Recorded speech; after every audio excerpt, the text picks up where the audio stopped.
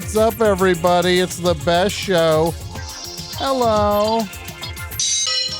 What are we doing tonight? Let's have a fun show. What do you wear to a Taylor Swift concert? I wore shorts and a t-shirt. It was all. What are we doing tonight? Let's have a fun show. What do you wear to a Taylor Swift concert? I wore shorts and a t-shirt. It was all. How are you all tonight? Here on this hot September evening on a Tuesday, 2022. What are we doing, everybody? It's hot out, right? Hot enough for you. Phone number 201-989-0012. That's the number to get in the action and be a part of the best show. We're talking about the topic, which is, as you all know, what are the things that scared you as a kid and maybe still scare you a little bit? 201-989-0012. Let's get those phones ringing and let's start talking to some people and having a good time. And before you know it, it'll all be over. You go back to your life as you were. Right? As you were. We can do it together, though. And we got Lizzie Cooperman coming by. Very excited by that guest in studio.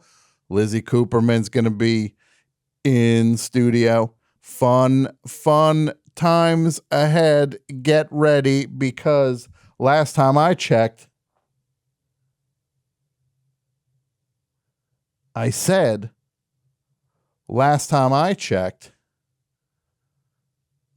this is the best show, right? I said, where'd my I said sound go? Can't believe I lost my little I said sound.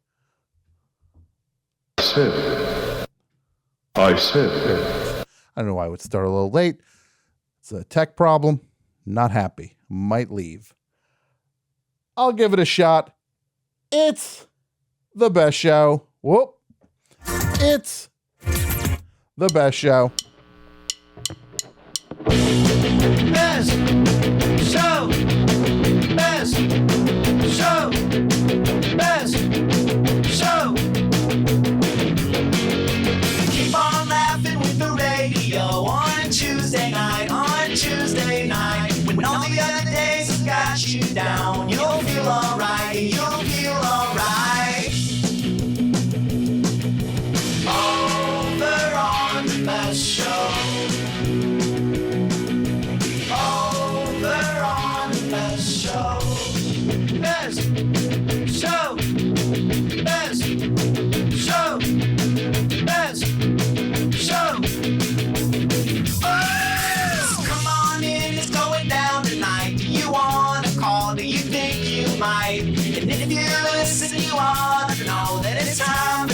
It's time for the best show.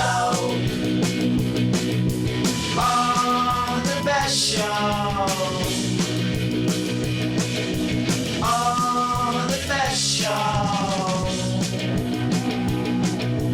Oh, you already know. Oh, you already know.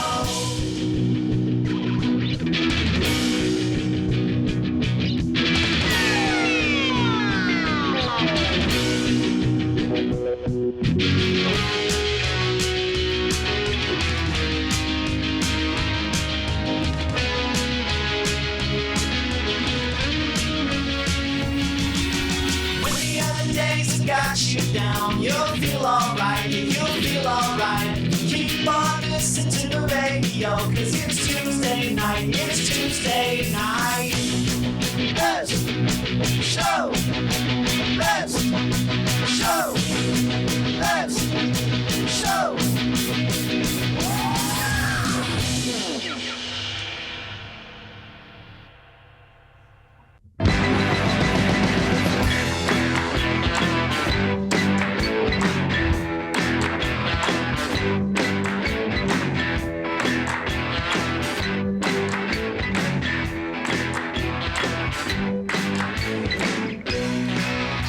Yeah, what's up, everybody? Welcome to the best show, the best is back. 3 hours of mirth, music, and mayhem brought to you by yours truly, Tom Scharpling. How's everybody doing tonight? We're here on a Tuesday night in September of 2022, and it is hot out. Hot. So hot. I don't know what to say how hot it is. How hot is it? It's so hot that BB Rebozo, I don't know. I can't. No, I don't know. It's just hot. It's so hot that it makes you not want to go outside. I know that maybe isn't as funny as Johnny Carson doing a how hot is it joke, but it's actually not that much less funny than him doing a how hot is it joke. How are you all doing tonight? Have a nice time. We got a good one for you tonight. Got a great topic and a great guest and surprises. When you got a great topic, that goes up to that point. When you got a great guest and a great topic, it goes boop. And then when you got some surprises in the mix, it goes boop. It's like at the carnival when you blow the balloon up and the clown, you shoot the clown in the mouth with the water and the balloon pops. I am very good at that, by the way. These are the things I'm good at. That game, shooting the clown in the mouth with the water pistol, making the balloon on top of his head pop. Good at that game. The shooting the clown in the mouth with the water balloon and making the balloon on top of his head pop. Good at that game. I'm good at foosball, obviously. Good at foosball. I'm great at air hockey. Now that we got the studio now, we got to get an air hockey table in here so that I could have a tournament against Nathan Fielder. The long-awaited air hockey tournament can happen live in studio. What do you think about that?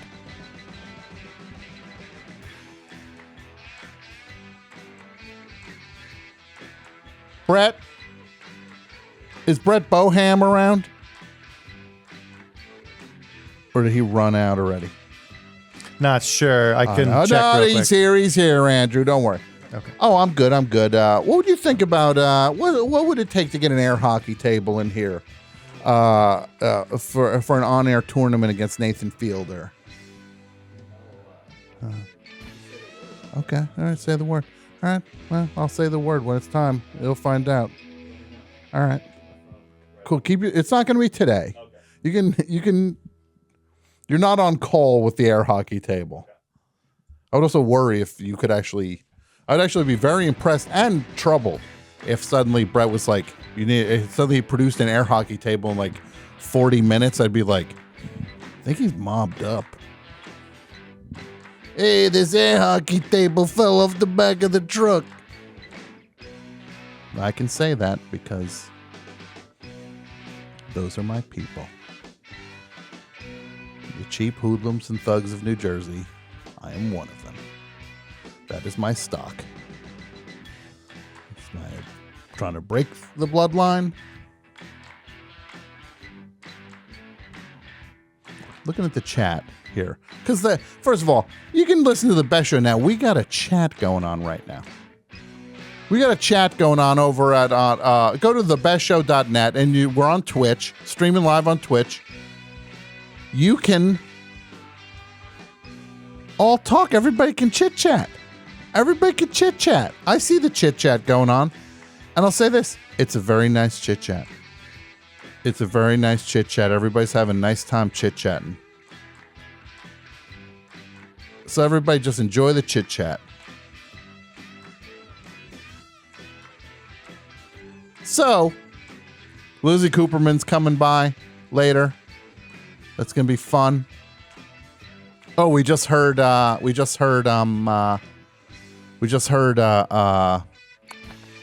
Lana Del Rey,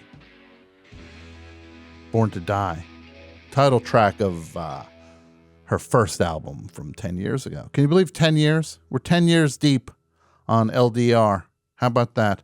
And think of all the meanness that was thrown her way when people are just like, she sucks and she can't sing.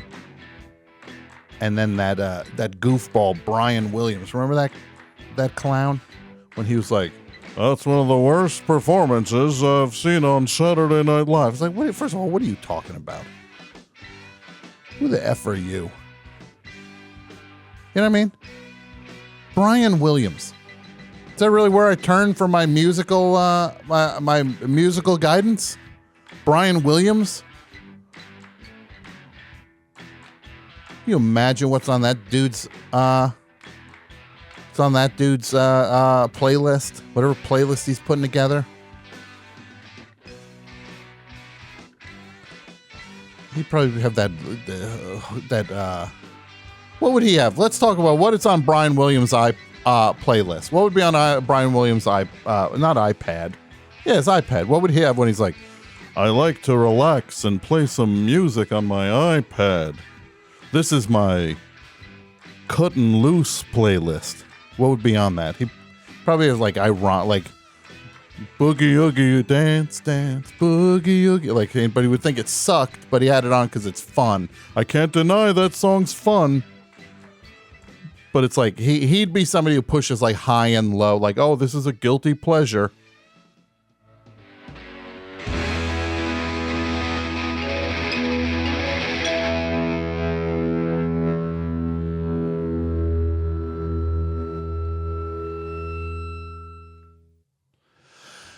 Yeah, I didn't even know what would be on this guy's iPad. Let's check, see what people are saying.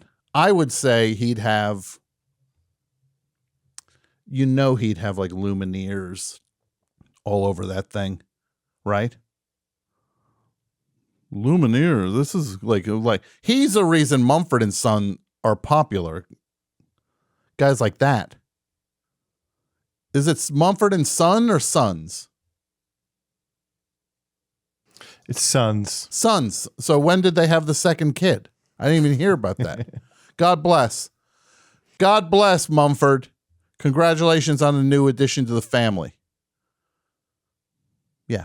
Thank you. So, Tavy gets it. Tavy says Brian Williams is so excited when U2 forced that album onto everybody's iPhone. Like he was the only person who's just like, oh, goody. A late period U2 album.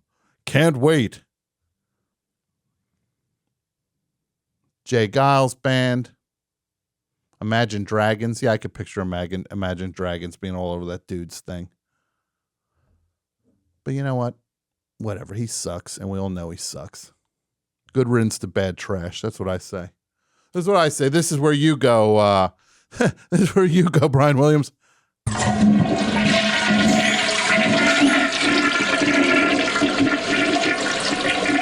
Right in the turlet. Right in the turlet. It's the flush of the week, Brian Williams. New segment, flush of the week. I don't know how I feel about that. I think I'm already going to kill that segment. Let's go to the phones right off the bat. Oh, wait, no. I've got something to tell you all. First of all, how's everybody doing tonight? You having a good time? You having fun? Well, guess what? Big announcement tonight. And I'm not joking. Big announcement for the best show. You ready? Now, you all know how long I've been doing the best show. Long time. 2000 was the year. 2000. Two, not 4 O's. That'd be 20,000. God forbid I was doing the show in the year 20,000. I don't think I'm going to make it to the year 20,000, guys. No, I've been doing the show since 2000. Long time. Did it on WFMU. Took it off WFMU. Went independent. Kept the show independent. Never didn't partner up with nobody after taking the show off FMU. Considered it, talked to people, didn't do it. Doing it alone as a standalone indie thingamajig was the best way to go. But you all know we've been doing the show with Forever Dog at the Forever Dog Studio. They've been an amazing podcast network that I've been doing Double Threat with for the last couple years. Put me on the camera for this. Put me on camera. I want you all to know this is sincere. Right there, I'm looking right at you. And I'm opening this can of delicious bubbly. I want to tell you all today's show is brought to you. No, this is not. Oh. I had to put it in the freezer because my sodas were warm, and I said, "Can we put them in the freezer and just let me know so that they don't blow up before the show?" And Dudio and Brett Davis, they did it. Team effort. 50 points for both. That's the first time Brett Davis is on the point list. 50 points for you, Brett Davis. So yeah, I've been doing Double Threat on Forever Dog for the last couple years with Julie Klausner. An amazingly fun show to do. And also we'll be doing it live September 28th, the Lodge Room in Los Angeles, October 21st at the Bell House in New York City. Get your tickets now. It's selling out. They're both going to sell out. It's all going to sell out. Still can't believe there's tickets available. There still are tickets available. Go get your tickets because it's going to sell out. That's neither here nor there. But yes, I've been working with Forever Dog for a couple years now. They were kind enough to before Double Threat, first of all, the relationship started like this. Young Brett Davis had a show called The Podcast for Laundry. And it was maybe the first episode. And I was a guest on the first episode. And they said the podcast network was Forever Dog. And I remember saying, "What the F is Forever Dog? What's that?" And that was in Brooklyn, in an apartment in Brooklyn. And now I know what Forever Dog is. I know who they are. They were kind enough to allow a studio rental when Best Show would be on the West Coast, away from Jersey City. Got to know Brett, got to know Joe over the last few years. And the studio space has been great. The facility is awesome. They've helped with the transition of the show over to Twitch, and they've helped with so much behind the scenes stuff. The 24-hour show would not have happened without everybody helping and everybody being a part of this thing together. And they were instrumental in that. Now, again, I never paired Best Show with nobody before. I never did. Nobody was the right fit. I talked to everybody. I'm telling you, I talked to everybody. The only person I didn't talk to was Ace, Adam Carolla. He's literally the only one I didn't talk to about this. So, this version of the Best Show wouldn't be happening without Forever Dog. And I've talked to them. They've talked to me. And I have come to a decision with them that we're going to partner up officially. Because it's basically an unofficial partnership. We're like, let's just make it official. So the Best Show is officially going to join Forever Dog so we can keep doing all this work together, keep growing the show together, and do all sorts of new, exciting, thrilling things, go into places the show's never gone before.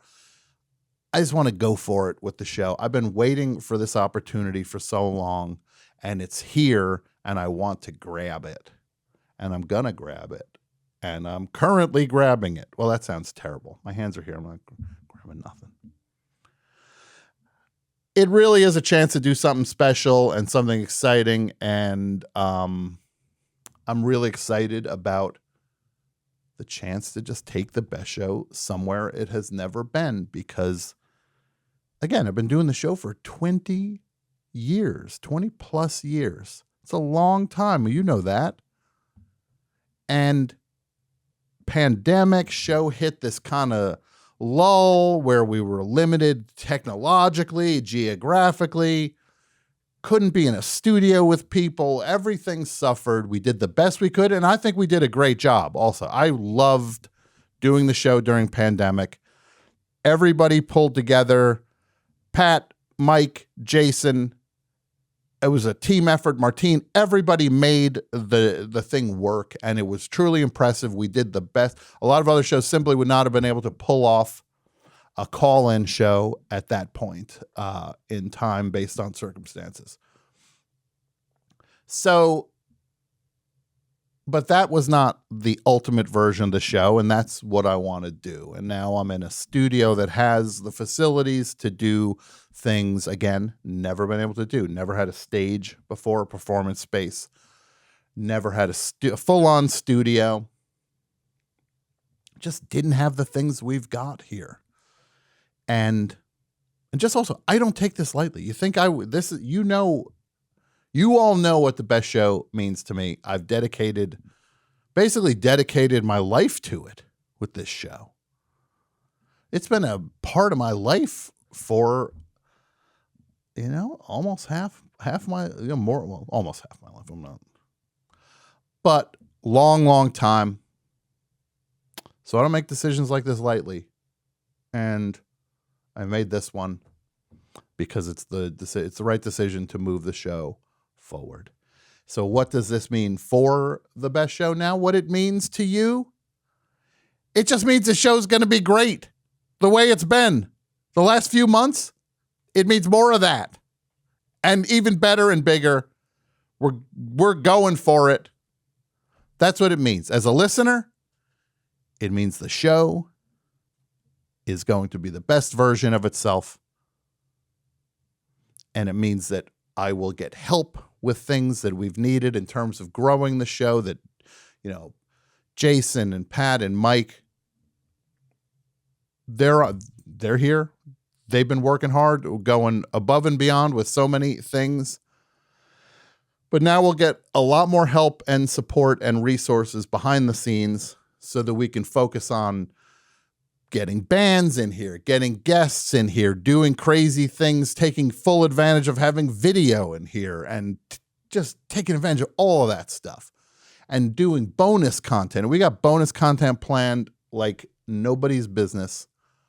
And then it just means I personally don't have to focus on everything that isn't the show, which that's one of the parts about doing the thing solo is I've had to focus on the business side of things more than the on-air side of things in certain stretches and certain circumstances. That's just reality.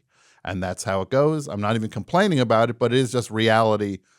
And now I can focus on what I want to focus on, which is putting together the best show we can do each week and putting together amazing bonus content for the Patreon.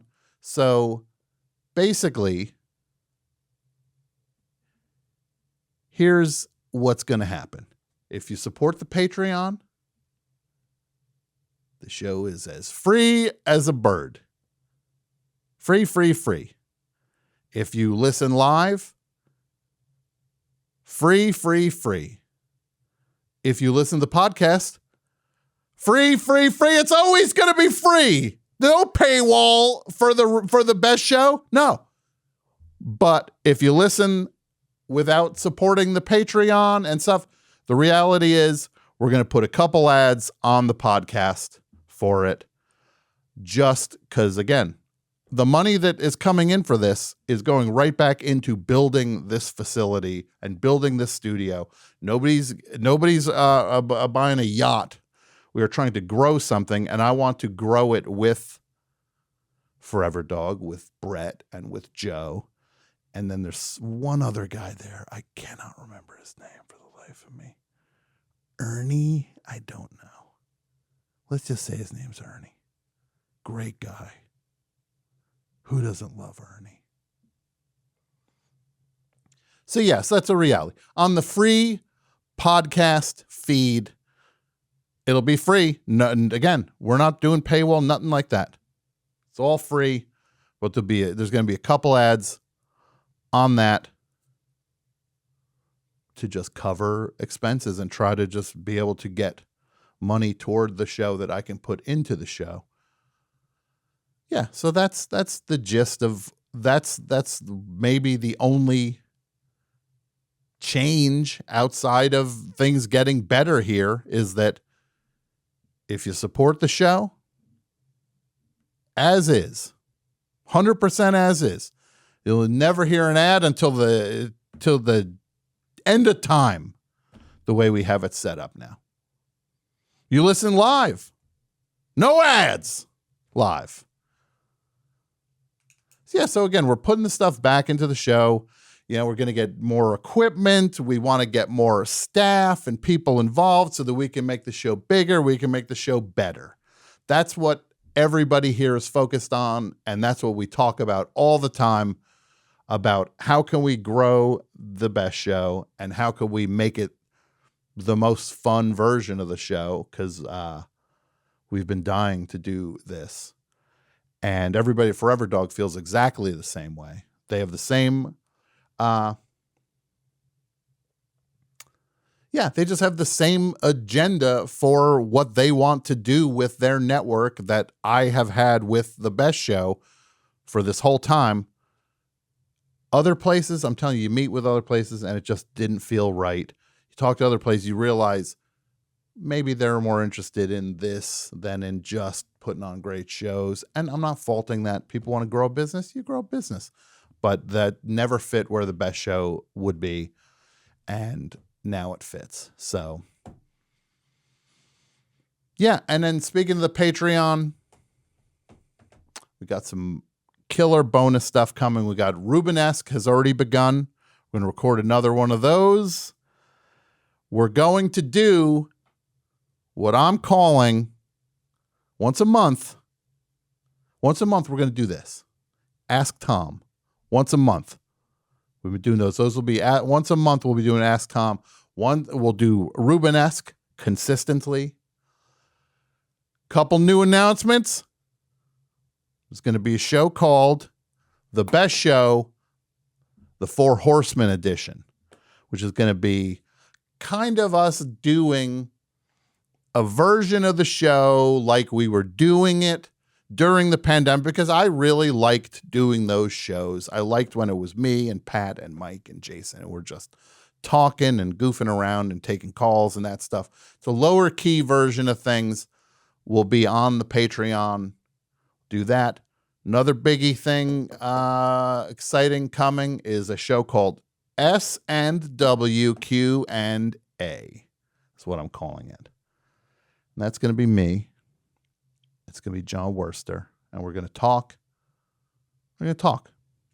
Me and John talking, having fun. Favorite person on earth to talk to. Cannot wait. We'll do that once a month. Ask Tom will be once a month. We got other stuff going up. You know, the aforementioned Brett Davis is going to do something on the Patreon. We got other things being discussed. Stuff right around. So, yeah, so there's going to be a lot of good content going up on the Patreon. So it's worth supporting the Best Show Patreon, which is patreon.com/thebestshow. And again, having this partnership with Forever Dog is going to help just let me focus on the show part of the Best Show. And the Best Show's on Forever Dog. There's going to be more exciting Forever Dog announcements right around the corner. Not going to say what else is going on, but Forever Dog is about to get seriously exciting. We're the best podcast. They're the best. Gas Digital's the best network. They're second best. Got to give them something to strive for. Got the Hawk. That's right. The Hawk. We're going to do 108.9. The Hawk will be on the Patreon also with some bonus stuff only there. It's a great partnership. It's only going to get better. And you all know how seriously I take the best show. None of this is taken lightly. I have thought about this long and hard, and it is the right way to do the show going forward. Cannot wait.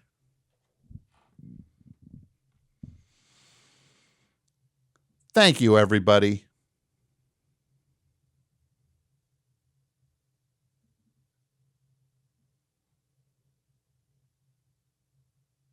And we'll be back next week. No, actually, here's the actual show.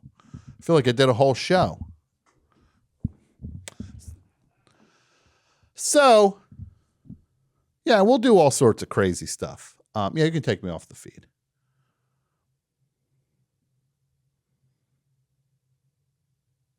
Thank you. Yeah, no, we're just going to do a whole bunch of stuff. It's going to be fun.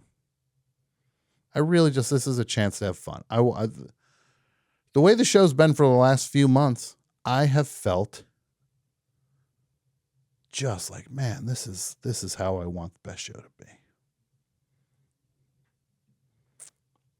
Why don't we go to the phones and see what's a what? How about that? Oh, I love this. Oh, what a great suggestion. Andrew Hunter on TV. You talking OCs to me. Oh my God, what a great idea. Because I got to say one thing. I'm not going to name names. Does anybody have worse taste in music than comedy podcast people? Does anybody have worse taste? They don't. Bad. Bad. And I saw the OCs a couple weeks ago. Man, that is a band that is just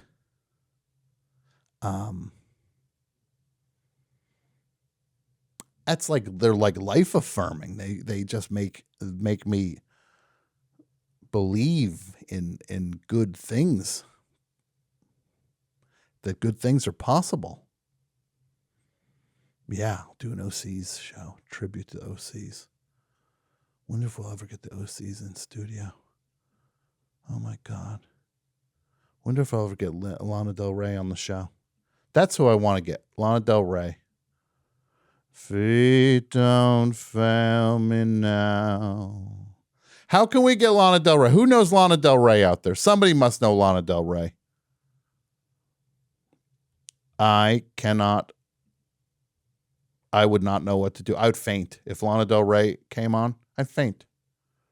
I'd frickin' faint.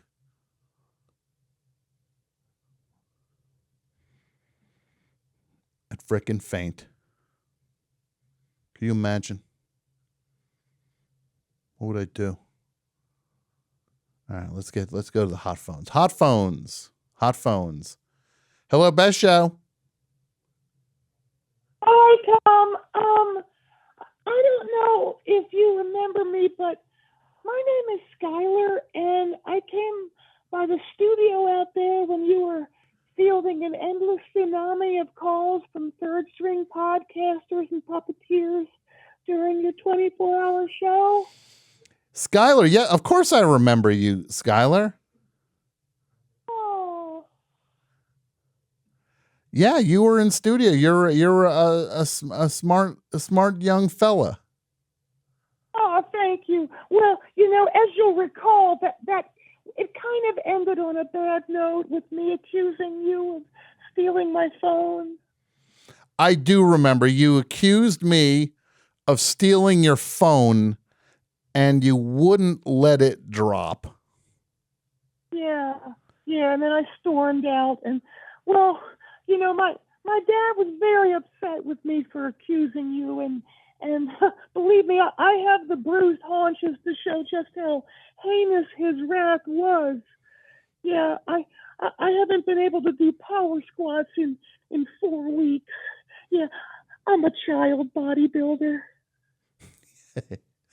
A child? You're in the gym going for it? Always, yeah. Oh my God, all the shakes and supplements. Oh, really tearing apart my stomach lining. because you're drinking all these. You're really dedicated to the nutrition side of this. Absolutely, yeah. I gotta get shredded. You gotta get. You do gotta. I do gotta, yeah. Okay. Yeah. Yeah. But anyway, my dad said if I want to be a real journalist like Ashley Parker and Phil Rucker and Joe Rogan, I need to call you back and to apologize and request a proper interview with appropriate questions and not the kind of gotchas that sleaze merchants like Wolf Blitzer or Gerard Cosloy throw out on a regular basis.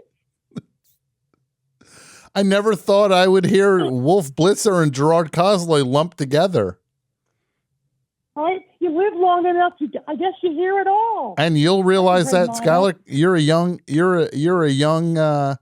young fella. You'll realize you're already talking like a wizened old, saying that if you live long enough, well, you're a child.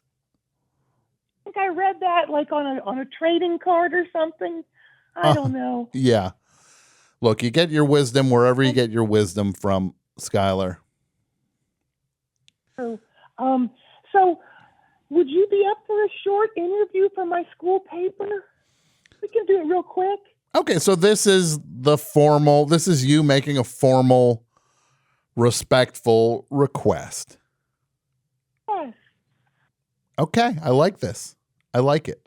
Yes, I would. Skyler, yes, I would like. Oh, thank you. I'd like to participate in an interview.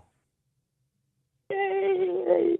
Okay, well, nobody's really doing a show like yours, and I was wondering how you would describe the format of the best show.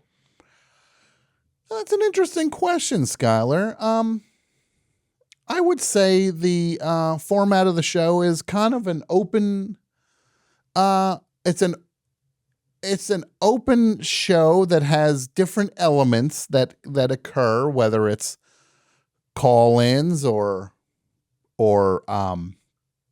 guests coming by the studio, or now musical acts, and we put different topics on the table. It's kind of an open platform for the listeners to participate in the show, as well as to just listen and enjoy the content and the discussion.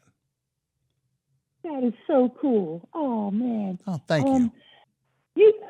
You've had so many great guests over the years, including TV's Sanjaya and Beastie Ulrey, and I was wondering who your favorite guest was.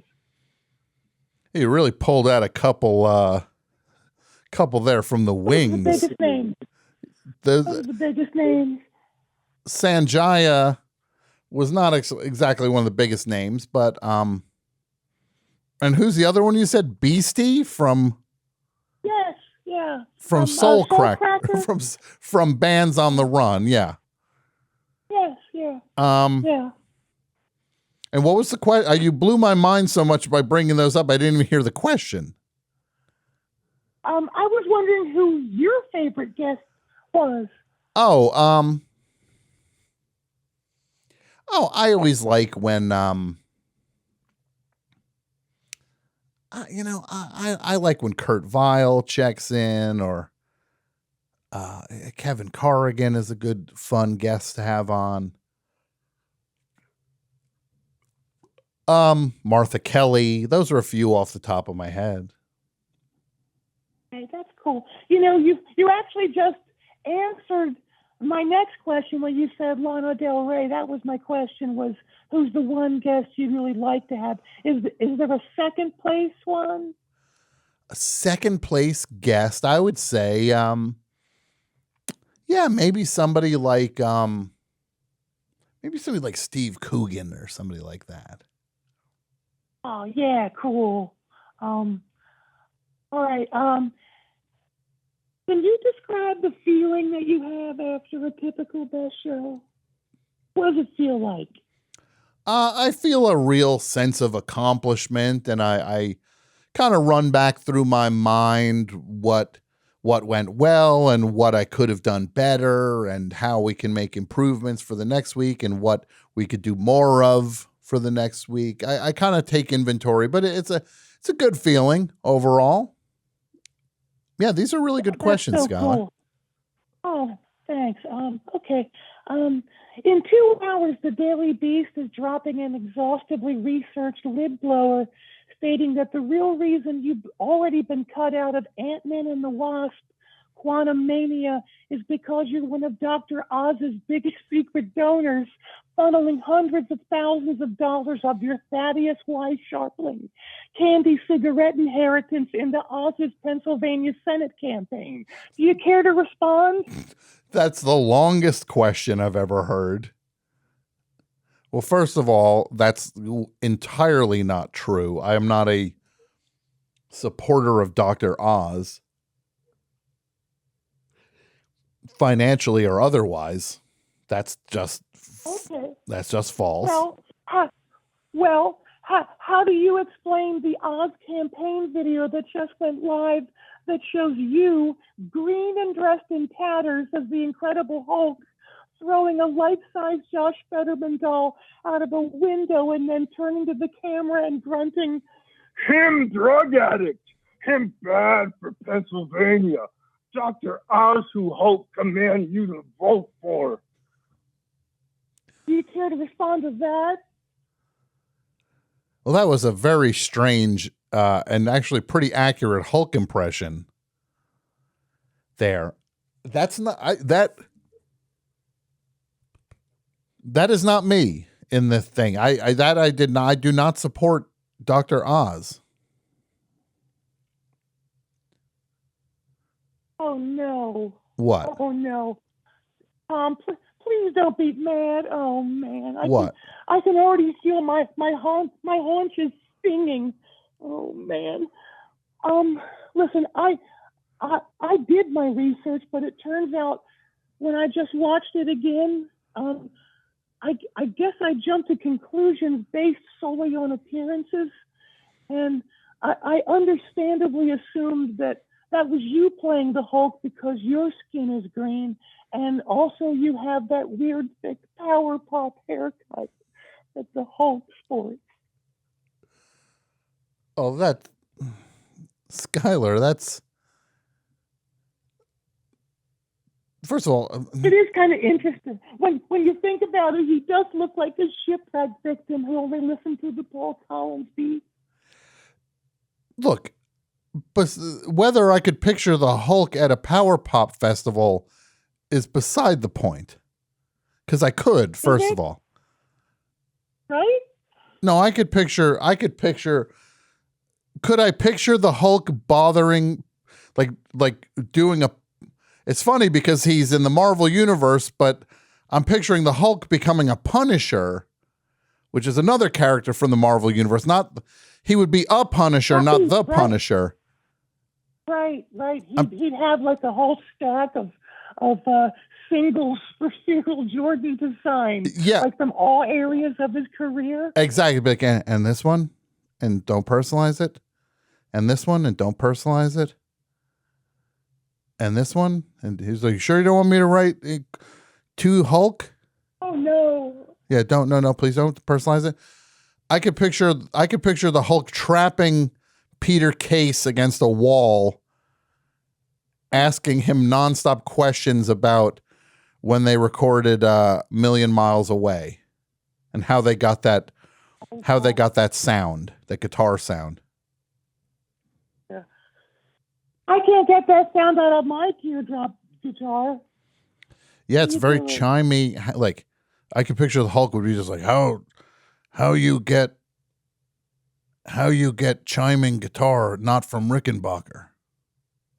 Yeah, not 12 string.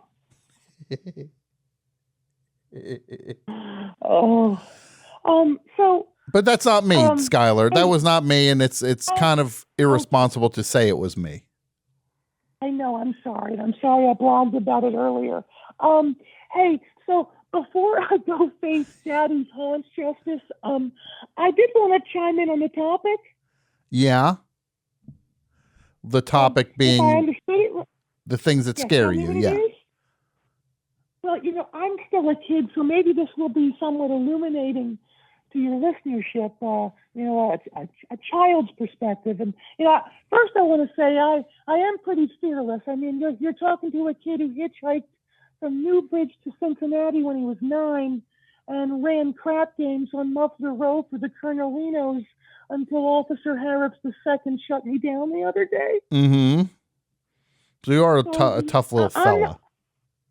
I don't scare easily, but the one thing that does paralyze me with fear so bad I can't even be in the same room with them, Yeah. my dad's wacky packages. Your dad's wacky packages. Oh my God, they're like horror movies that you stick on your Duotang folder, each more disturbing than the last. Yeah, wacky packages can be a little creepy. Like what spooks you out about them, Skyler? Well, off the top of my head, all brain cereal, Alpoo dog food, Old Spit cologne, Ballpoint Franks, Bloodweiser beer, Creep toothpaste, Maggoty Ann the doll, Creepy Cream donuts, hostage cupcakes, milk deads, Rice Creepies, Saturday Evening Ghosts, and especially Pop Farts. Well, yeah, those are all pretty horrifying. I can see why you'd be upset by all of them. Yeah, they're so scary. Oh no, again. Oh no, What is it, squared. Skyler? What's wrong? Oh. What? Well, I guess what they say about the best show being the favorite podcast of America's most easily annoyed fathers is true. My dad must have been listening, and oh no, Tom, I can hear it. I hear father coming down the hall with his haunch popper. Now, look, look, I don't like the fact that your dad gives you a little bit of a haunch treatment. That's not cool, but No, but Tom, honestly, yeah. 8 times out of 10, I wrestle the popper from him, and it's father who ends up in tears. That's what I thought. Because Right? Skyler, I knew there had to be something else here because it would have been just sad if that's how it actually, if it was just a one-way street.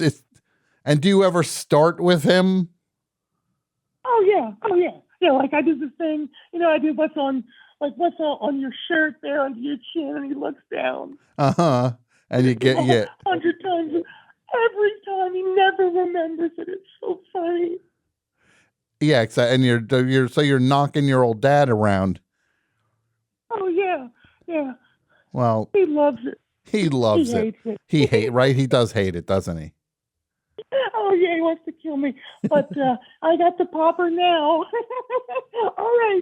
I'll talk to you later, Tom. Hope you have a good night. Well, okay, Skyler. Thanks for calling. I'll talk to you soon. All right, I'm gonna get popping. Go get popping. That sounded painful. Cute kid. Cute kid. Gotta love it. Gotta love the kids, huh? How we doing? Everybody doing all right?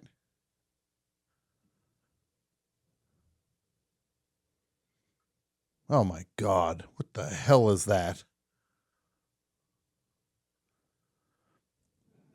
The images that pop up on this thing. Unbelievable. Unbelievable. Let's take a couple calls. Let's do some phone action, huh? Let's go to the hot phones. We got hot phones going right now. Best show, hello. Hey, Tom. Hey, to whom am I speaking? Macro, Seattle. Macro in Seattle. How are you, Macro? I'm doing great. How are you? I'm good. Welcome to the show. How's it going tonight?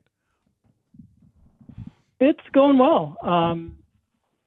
It's not as hot up here as it probably is in LA, so I'm thankful for that. Yeah, it never is though. It's kind of cooler up there in Seattle.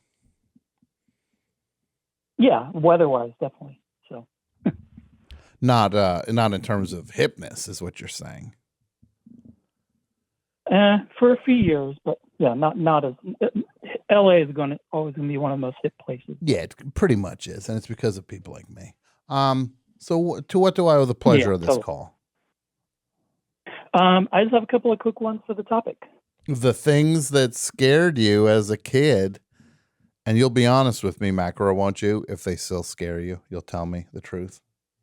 Oh, I'll just say it right now. They still scare me, although not as much, but they still do. And I chose two things that are completely ridiculous that they even scared me as a kid. So, well, let's hear them. They're both from game shows. You may be able to guess what they both You're are. scared of the whammy. No, not the whammy. From game shows, give me a hint.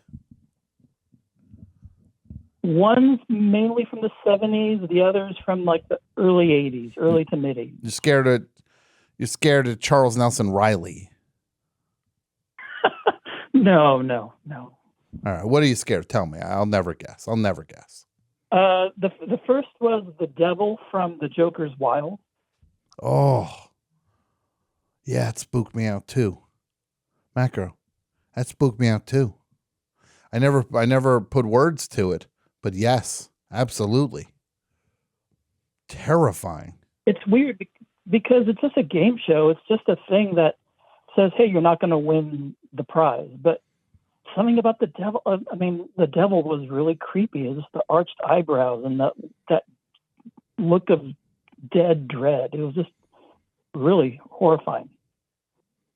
Awful. The devil from Joker's Wild. Don't like it. What else? The second one is far less defensible. The dragon from Tic Tac Doe. The dragon from Tic Tac Doe. Now this I don't remember. Did you have an Atari 2600 as a kid?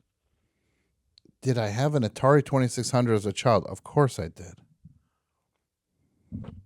Imagine someone trying to create a scary dragon in that console, and that's basically what it was. You're talking about adventure.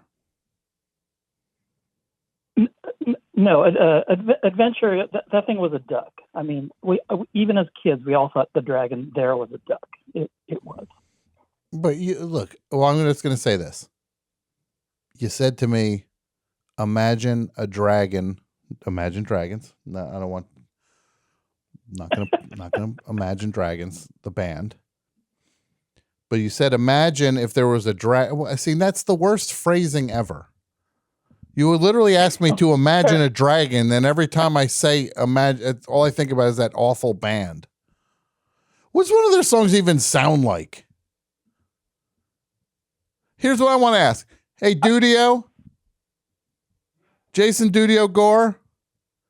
Later in the show, can you do me this favor? I couldn't tell you what Imagine Dragons sound like. Don't tip it. Okay. Would you be willing for the third hour of the show to pull an Imagine Dragons song, and then a song by like 4 other equivalent bands, and see if I can tell. If you can guess which one is Imagine Dragons. You could, see if I can guess which one is Imagine Dragons. Or what if you pulled 5 songs, and you say, you know these 5 names, here are these 5 songs, say which one is which. Okay.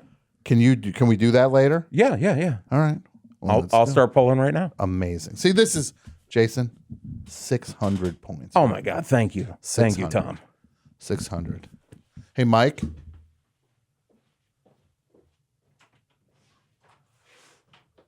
Mike. Okay. I was going to give Mike some points too. I'm looking at this dragon right now. Yeah, it's a pretty creepy dragon. But it looks like, hey, Mike, you get 550 points. Sorry. the wrong button. And we're going to talk to you in a minute. We're going to talk to you in a little bit. Can't wait. Mike's got a special surprise for everybody. No, this tic-tac-toe dragon looks like Pete's dragon. But this is how this creepy stuff works. When it doesn't creep you out, you look at it and you go, oh, what's wrong with this person? They find that thing creepy? You're a little weird, huh? But then when it's your thing, you're like, no, of course it makes perfect sense. You know what I mean? Is that how you feel, Macro? Yeah, it's like the devil. I've talked to other people who said, yeah, the devil was kind of creepy looking. So the dragon, not so much. The dragon, not so much. No, You'd admit that. Yeah, that's so far that's my only battle. I'm the only person I know who's scared of the dragon from Tic Tac Toe. Okay. Are you scared of Pete's dragon also? No, I don't remember Pete's dragon though. But if I was scared of it, I probably would have remembered. But no. Well, check it out. Great movie. Great movie. Great dragon. Okay. All right, my friend. I thank you for the call, and I wish you nothing but the best for the rest of your life. Bye-bye. Take one more call, then we'll bring our guest in. One more call, then our guest come in. Best show, hello. Hey, Tom. How you doing? I'm good. To whom am I speaking? This is Simon from Ontario. Oh. Simon from Ontario. My nemesis. My Newman. Oh, don't do that to me. And also, I know everybody's talking about, speaking of Newman, Jerry Seinfeld released something today. I don't even know what the context for this is. It's him modeling these clothes or something. What are they doing? A 21 Jump Street reboot or something? Did you see the clothes I'm talking about? No, I didn't.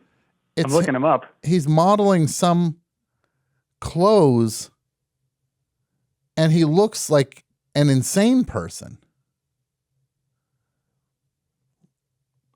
I like this, and there's these editorials here.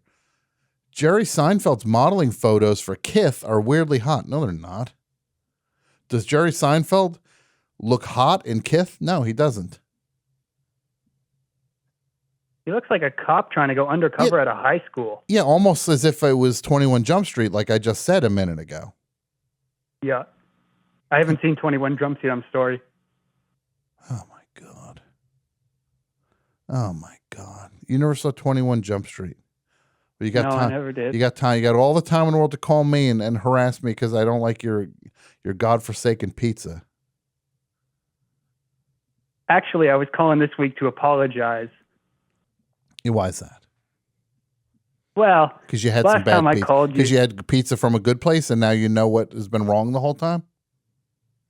Well, there's that. But last time I called, you called me a crab apple, and I started thinking about it, and I realized that you're probably right. I am a bit of a crab apple, and I just want to be a regular apple. So okay. I'm making a point to turn my life around. I like that. You're trying to look forward. I like that. You're trying to turn over a new leaf, as it were. Yeah, I'm going to CAA meetings now. What's that? Crab Apples Anonymous. Well, that's not a real thing. I know did you. I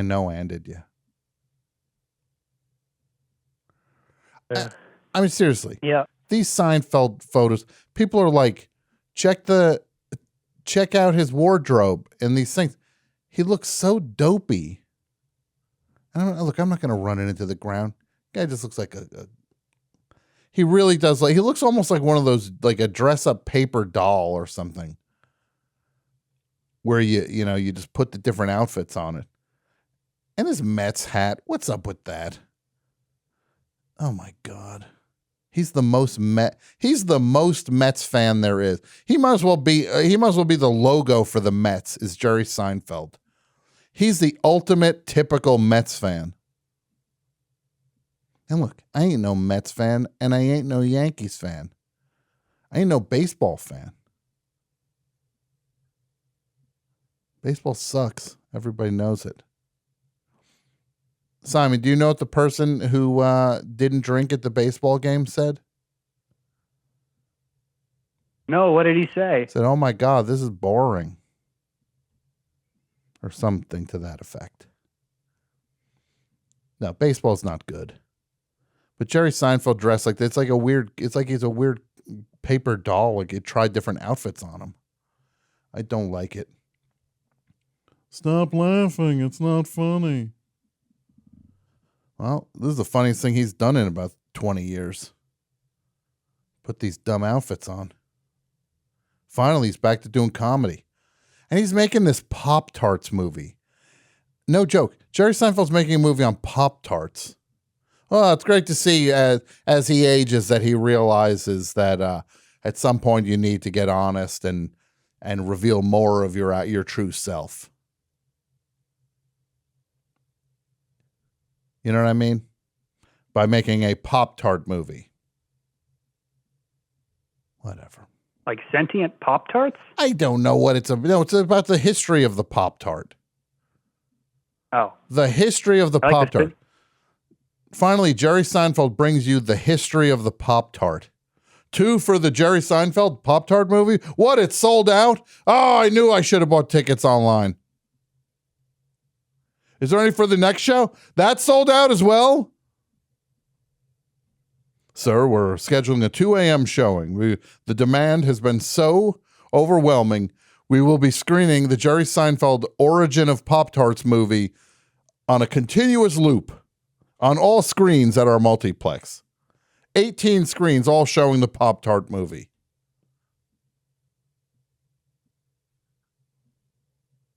So what can I do for you, Chief? Oh, I got a couple for the topic. Let's hear them. Well, you know those, I don't know what to call them, the toilet bowl water slides they have at water parks? The big hole in the middle that you drop 5 feet down into a pool of water? I have literally no idea what you're talking about. No? Am I going insane? It's like a big water slide. You spin around, you drop down. Oh, whatever. You sure this isn't some old-timey thing of the rides that they couldn't legally do anymore? Well, you guys at Action Park, you had to have had one there, right? No, we didn't have a toilet New Jersey bowl. Action Park? There was no toilet bowl water slide at Action Park. Oh. What do you mean a toilet bowl water slide? Just, I don't know what to call it. They were always called like the Royal Flush or something. The Royal Flush. Please believe me. Strange. You're getting strange, buddy. It's strange up there. Canada's getting strange. Must be something in the water. Yeah. Must be something in the pizza. Toilet bowl water slide. What else freaked you out?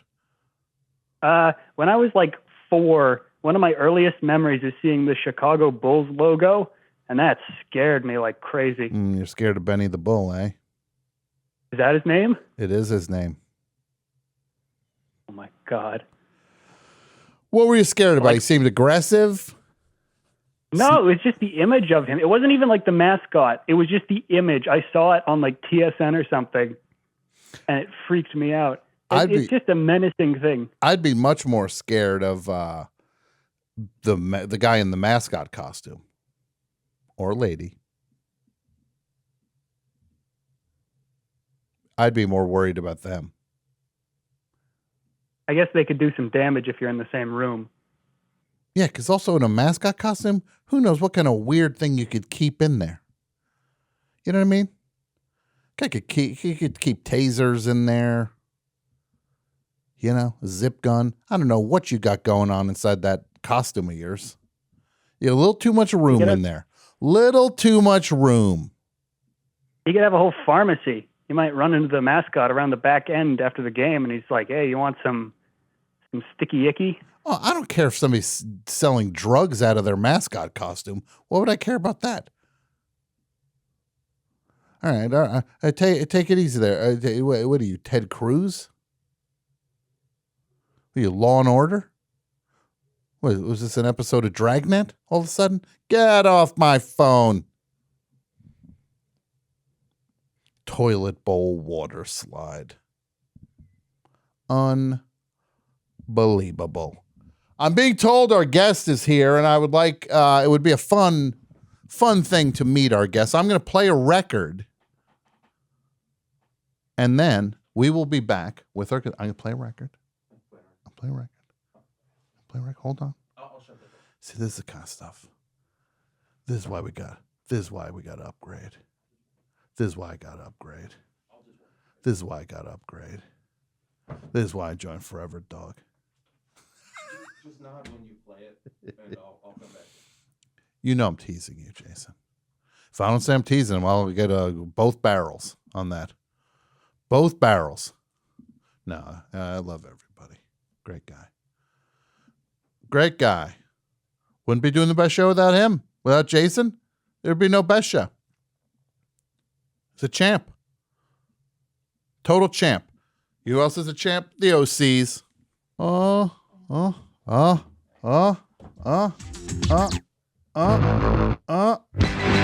there it is. Hey, everybody. Welcome to the best show. We're here on a very hot Tuesday night in September of 2022. And I say these things, I earmark the shows now. Why? I don't know. Why do I do that? I don't know why I do it, but I do it. That was just the OCs from the amazing Floating Coffin album. I Come From the Mountain. And they do that live still, and it's so much fun. And yeah, can't go wrong with the OCs. Castle Face Records, the best. Speaking of the best, nice how I do the segue like that. We have perhaps the best. I'm going to say you are the best. Tom. You're the best. We have Lizzie Cooperman's in the studio right now. So exciting. How are you? Tom, it is nothing short of an honor to be here.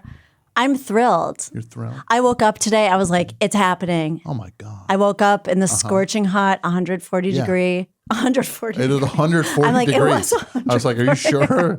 You might want to really check your... I'm like, I live in an oven. Yeah. Or just shut your oven off. Right, It's so hot in here. So you woke up. I woke up. I knew I had a full day ahead of me. Okay. And this was the lighthouse. Okay. Wow, that's This is that's it. sweet. This is it. It's so exciting to have you here. We have Thank so many you. people in common, but now you're here, and they don't matter right now. No. All these other people. Yeah. Who needs them, right? Who needs them? No. Also, I'm supposed to do this, I'm being told. And this, you know what we need, Jason, at some point? We need to get a famous person in the studio. I know. Do you want me to do it live? No, I'm okay. Okay. I'm like, who? I can do it. Here we go. Famous person on the line. Famous person on the line. Here we go! That's right. We have a famous person on the line in the studio. The comedian, the podcaster, the writer, Tom. the poet, Oh my God. The poet. the poet, Right. the Are you on my website right? mystic. No, I'm not. Look, I'm not on your website. You Oh can my see. God. Wait, I'm so impressed. You're a mystic. Right? This is truly the best intro I've ever Right? received. You're a yes. mystic. Would you call yourself a mystic? At this juncture, I would consider myself a mystic. Okay. I was discovered by a mystic, Okay. is how it all began. I was discovered on the street by a Jewish mystic named Baba Shalom. Okay. When I lived in New York, he teetered down the street Uh-huh. like a vulture in a bathrobe, and he was Okay. like, "You have a gift." Really? And how long ago was this? This was, God, I would say 2004. And this mystic just came up to you unprovoked. Right. Yes. He did say, "You're going to be a writer," which I later realized when I got home. I was writing in my journal at the time. I was doing my morning pages. Okay. Julia Cameron, if you're watching, I'm still doing them. You're still doing the morning pages? Yes. Because you have millions of pages Right. of notebooks and things. You're an obsessive. I am. Are you like that? I do. You know what I'll do? Because you, just to say, you journal and write, and you have notebooks for most of your life. You've been just like saving your notebooks and stockpiling all this, everything you write. Right. And you just have, how many notebooks do you have? I think I have 500 journals. 500 journals. And they're full, or do you just start one and then start another one and start another one? Or do you fill them all up? You know what I mean? I fill them up. I do 3 pages, front, back, front, front, back, front. Yeah. Every day? Every single day. I did it this morning. It clears me. It clears. I always think about boiling milk. It's like the skin. Uh-huh. You know the skin on milk? Yeah. I don't know what I think of. Sometimes I like the skin on pudding. Okay. Right. Yes. Right? Pudding does have a skin. Mm-hmm. Oh, I know. Oh, my God. I'm probably 5% pudding skin at this point for my life. No, so you just journal and you pour everything out of your head. It just goes right onto the page. It usually starts out negative. Okay. And by the end, it's an upswing. I'm able to start the day in a more positive place. Okay. And yeah, it's just kind of getting it out. Mm-hmm. And every morning too, I realize I'll be checking my phone and I'm like, I don't want this. I turn off my phone and I throw it at my sofa. You literally throw your phone. Does it throw ever it. bounce back and hit the floor and then you're like, oh no. That's what happens to me, where I'll just throw my phone. I'm throwing it on the bed and then I throw it and it bounces and then lands on the floor. I have a cracked screen currently. Yeah, I have a cracked case. My case is falling apart. You'd think that Kate Spade would make these better. Hold on, I just want to say, this is a thumbs down to Kate Spade's cell phone case. Look at this rickety thing falling apart. Look at this thing. This thing is not new. That's gorgeous. It's not old. Was that a gift? It was a gift that the Target Corporation made available to me for purchase. Oh. That's thumbs down on exciting. Target. Thumbs down on Kate Spade's case. I have to say thumbs up to Target. And you know what I love about Target? What's that? I actually oftentimes, pre-pandemic, would do my morning pages in the Starbucks inside the Target. Okay. Yeah. All right. They've got great chargers. They have a charging kind of tower. Sure, I've seen the charging tower. I am going to say thumbs down because of this case. Okay. I cannot. Well, we'll say they're tied right now. It's a wash. It's a wash. One thumbs up, one thumbs down. Right. You're at 0, Target. It's up to you now. Right. Target can now earn it back.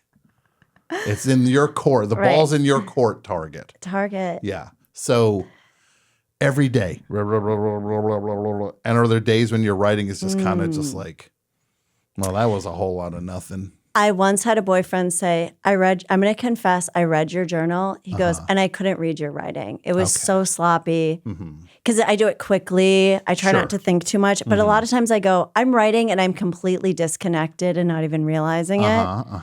And then I go, slow down. This is your time. Yeah. You take your time. What's the rush? Yeah. What's the rush? They're going to throw you out of the Starbucks and the Target. Right.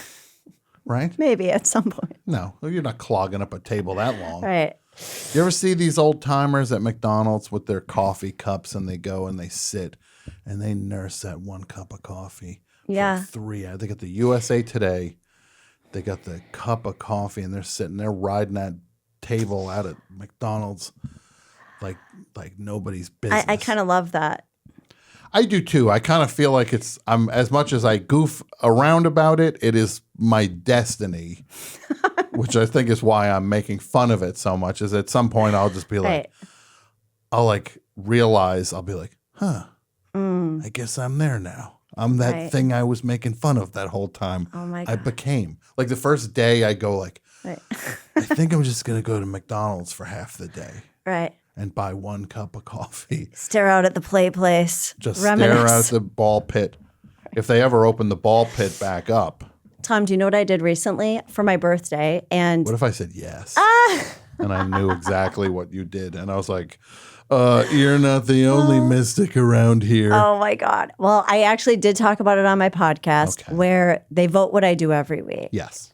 And I had one episode called Birthday Freegan or Moonlight Vegan, which was, should I, on my birthday, which was August 19th, try to get everything free I can, just like milk the corporate benefits, consumerism.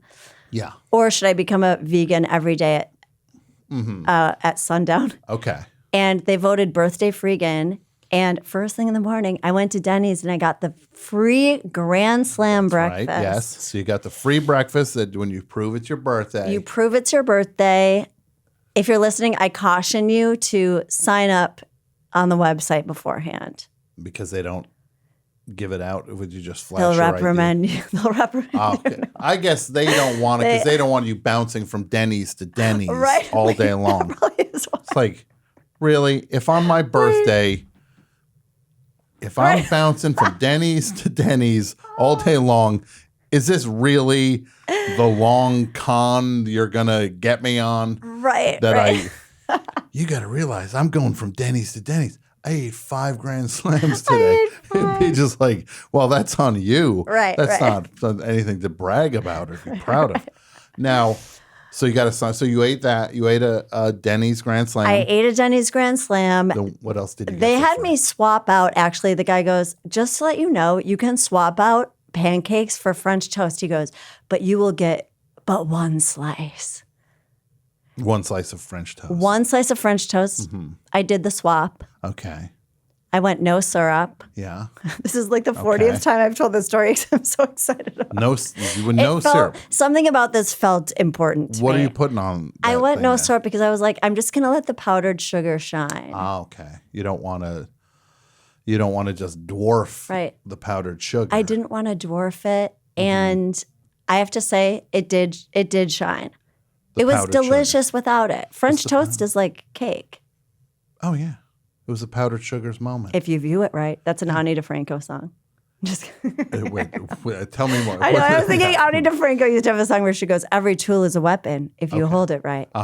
And every powdered sugar is a star if you don't pour syrup on it. Right. Now, where did you grow up? Actually, not far from Target corporations themselves. Is that in Minnesota? Yes. I grew up in Minnesota, home of Honeywell also. Yeah. I grew up in a town called New Hope. Okay. Not far from a 7-Eleven and a lake called Medicine Lake. Medicine Lake. Medicine Lake. Okay. A dirty lake. Is that because you need medicine after you get out of the lake? You need Honestly, some sort of medicine. there are cleaner lakes in Minnesota. Okay. Yes, this is not the one that people tend to write home about. Is it the 1,000 lakes? 10,000 lakes. 10,000. So there are 9,999 cleaner lakes than that one. Exactly. So you grew up there. The hardened streets of New Hope, Minnesota.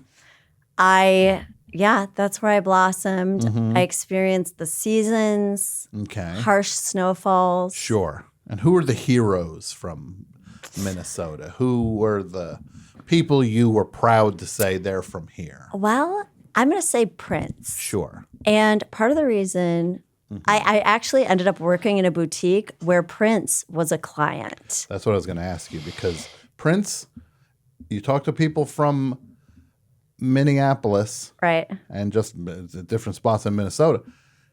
Prince truly lived there.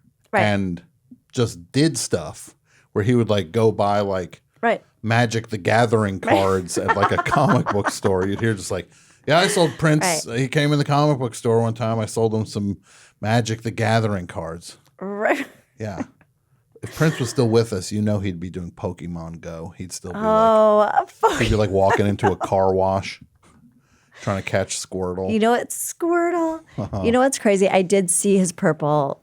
I think it was a actually, I believe it was a Lamborghini at the time. He walked into the store. I didn't know it was Prince, by the way, because I always thought Prince would be tall. In my mind, Prince was tall, majestic, and in walks just this tiny little graceful man in a black A-line dress. Yeah. And the room became very quiet. So I was the only one who didn't realize that was Prince. That was Prince. Yes. And he brought so many things to the counter. I was kind of sweating because I was new there and I was overwhelmed by the transaction. Sure. And I kind of, he paid all cash, which my boss was always like, anytime someone pays cash, always check for a watermark. Sure. Did you have the pen? You had to do the little pen on it to make sure it doesn't turn green or whatever? God. She was like, hold it up to the light. You can see. But it was like so much cash. Yeah. there was no, I mean, I kind of like looked at one and then I was like, I'm not. And also, Prince is not flashing counterfeit money in a thing. But I didn't know who it was. Unless Paisley Park has a printing press. Who knows? He could be there like running off money in the back room, the recording studio. He's got just a stack of that paper and his. Gosh. So he was beautiful. And then when he left, I also was like, I can't believe I made this sale. Wow. You know, I didn't smother him. So you literally went to the register to take care of this customer. Yes. And you look, and first thought was, this looks like Prince if Prince was shorter than I imagine him to be. For some reason, it did not register as Prince to me. He did not register as Prince to me at all. I don't know at why. Any point. I think I was just new and I was nervous. Sure. And anytime someone came in with a lot of money, I started, you know, I would feel like I was sweating on the inside. Yeah, yeah. Because you're just worried about the job. Right. Here. I was worried about the job. I want to be responsible. I'm not great at math. And this was not in the time of like computerized registers. Sure. So there was a lot of like trying to remember the shortcut to counting quarters and the subtraction and going backward. Yeah. And was everybody watching you? Yes. Watching you ring out Prince? Yes. And it was, and then he left, and this woman gasped, "Oh my God." And I said, What? And they said, "That was Prince." And then we look out the window, and the purple car just speeds away. Amazing. Yeah. That's so cool. It was. And then he came back. He came back. He came back with a female friend. Looking to bring some things back. Returned all of them. No receipts. No receipts. He's like, at least give me a store credit. Deodorant stains on everything. Yeah. So he came back. By this time, I felt a little more comfortable. Sure. I think I may have felt too comfortable. Now that's the line. Now you're just a little too... Right. And are you just like, what's up, Prince? Oh, I was like, can I bring you any other sizes? You know, anytime I could get out. Now you're just you're feeling your oats a little bit now. And Prince I gave him a headshot. You did? No. Oh, my God. I was hoping. I wish you did that. That would have been the most amazing. They were just like, look, I know you don't I know you're not literally a casting director, but if you ever need somebody, I'm a like, comedian and an actor. Just please keep me in mind. And that would be amazing. So you had 2 Prince encounters. So I had 2 Prince encounters. Then he came back. So when he came back in, my friend who I worked with told me, she goes, "Do you remember when you touched Prince's earring?" And I said, that never happened. I would never cross that boundary. And she goes, "No, you said, I love your earring." And you pointed to his earring and he lurched backward, according to my friend Kate. Okay. I deny that this happened. But you also were kind of, it seems like you're kind of like maybe a fuse blew in your head a little bit here and you were not remembering every moment. Yeah, I think so. I think pretending to straighten, you know. So when Prince, you're touching his ear. Right. You're cracking wise a little bit. I'm nibbling his ear. And now Prince is just kind of like, I don't think we're going to shop there anymore. That's always my worst nightmare, that I would go to like a 7-Eleven near my house and then be like, and then like I talk to the person behind the counter, be like, oh, this is fun. I'm talking to the person knows me. And then just the minute that they talk for like 10 minutes at the 7-Eleven, I'm just like, I got to have a 10-minute conversation every time I go in that 7-Eleven. The whole point of 7-Eleven is it's fast. Nothing against the person. Right. But usually go to 7-Eleven, it's just like, I'm in a rush right now. Right. And I don't want to be rude. Now suddenly I'm like rude to somebody who wanted to talk more. And then I'm the villain because I'm just in a rush and I'm coming to 7-Eleven to just buy a soda real fast. The villain in a rush. That's so poetic. Yeah. Look, and you're a poet. You'd know. You'd know. I'm not a poet.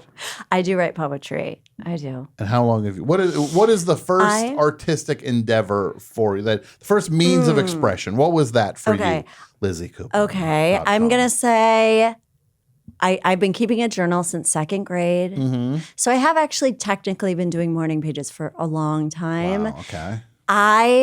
started realizing I like to blend acting and performance, or like performance and poetry in high school. And I would do these performances, and they had me do one at my high school awards ceremony. Okay. And I decided to do a poem called Purple Afterthought about abortion that was not vetted beforehand. Sure. And how old? Wait, you're how old now? I was in high school. Okay, you're in high school. And I used to do these performances. I wore this kind of long black dress with gold swirls. I dressed it like a 60-year-old English teacher when I was an evil Stevie Nicks.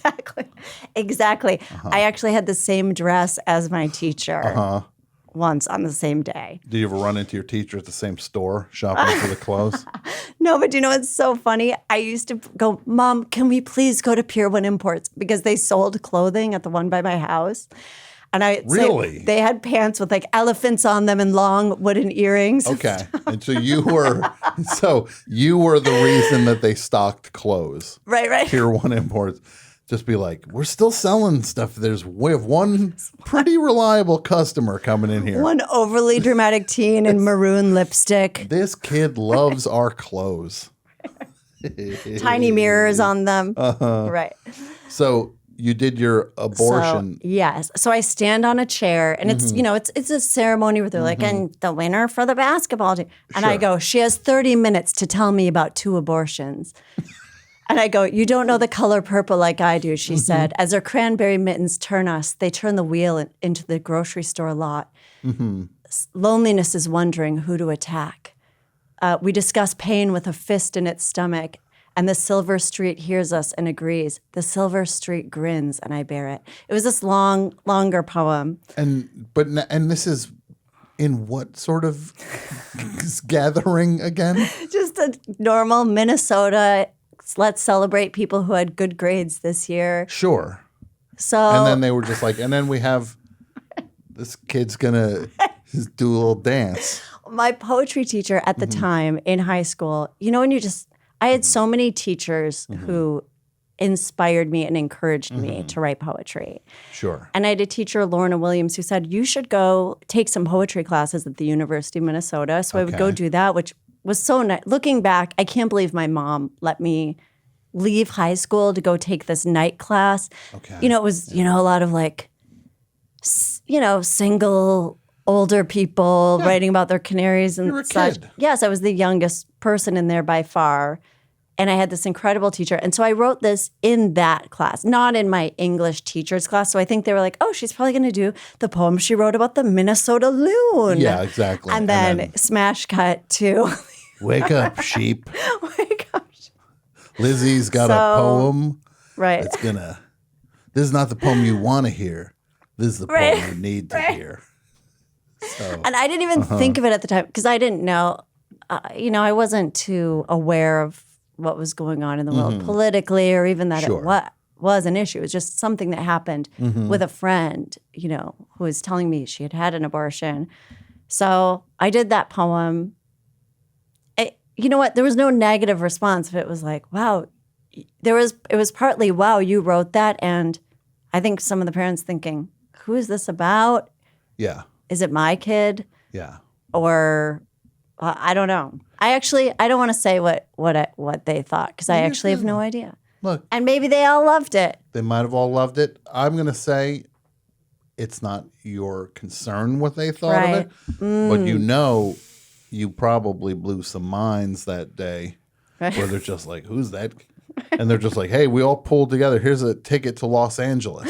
We all pulled together. We decided you belong in Los Angeles, actually. Right. Go talk about it there. Yeah. Go talk about it there. So when does comedy enter the picture? So I did that. Then I started doing performances with giant boxes. I did this thing in a giant box. In college called Do You Like It, where I was this.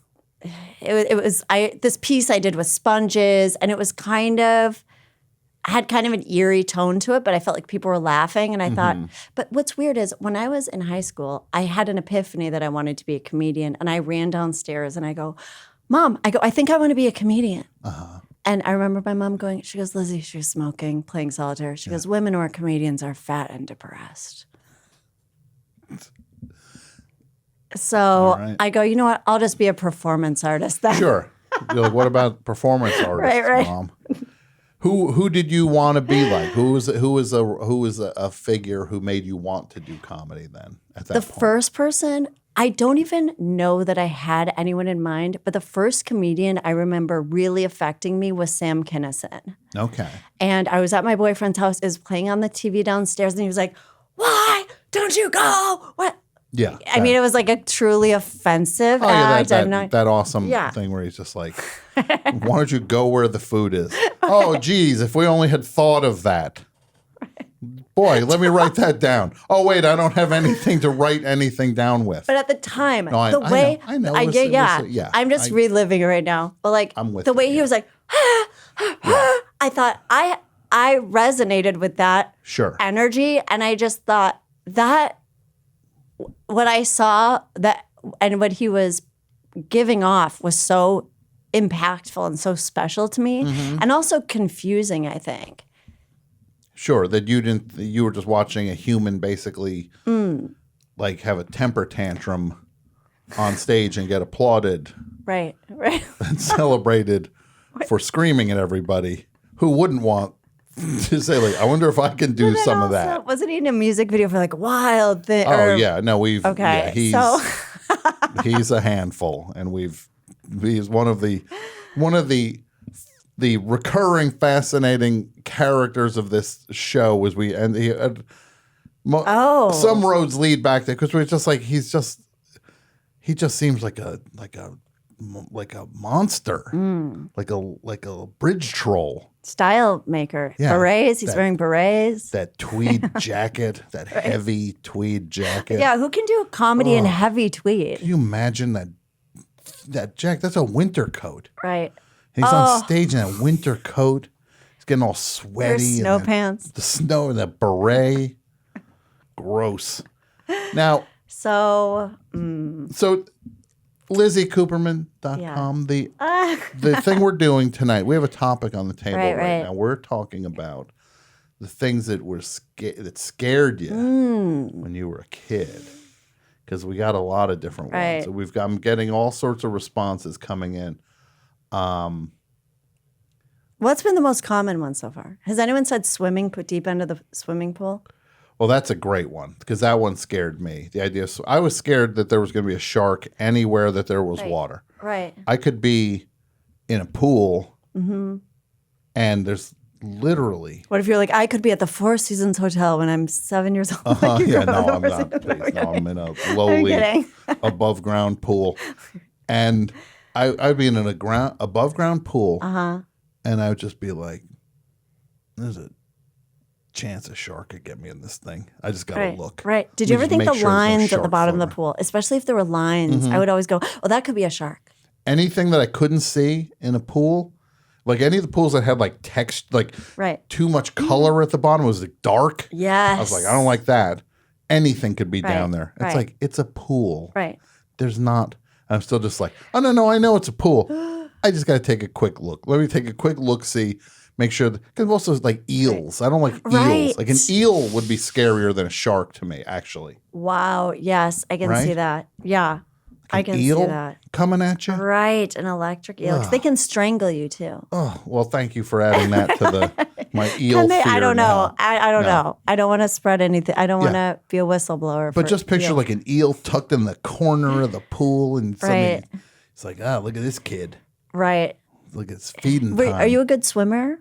I'm okay. Not fast. I'm not going to swim faster than an eel. Because I feel like that kind of made it worse for me. Is I wasn't good, and I always thought, so I'm scared. But I'm also wearing the face of someone who's pretending they're okay in the deep end, and they're probably not. I did a lot of like paddling quickly to the ledge, and weirdly, when I feel stressed out in my life now, I still think, I feel like I'm panting when things are tough. That's what I think about is panting at the edge of the swimming pool. Wow.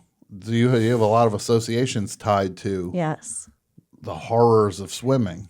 Another fear, because I grew up Jewish, hell, being told I was going to hell. And my neighbor had a little doll of the devil. I'm not sure where it came from, but she was like, She told me the devil's going to rip off your ears and put you in the dishwasher. That's shockingly specific. It was very odd. And Devil's not messing around. It's like not just killing Right. kids. I'm throwing them in dishwashers after I tear their ears off.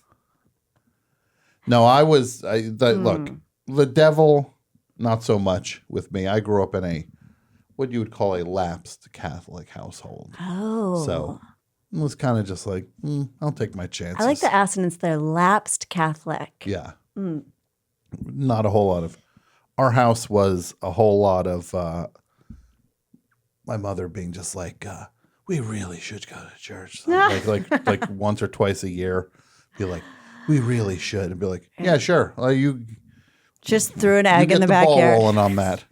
And then then we were the classic Easter and Christmas family rolling into church. Haven't been there in 6 months. You show up late.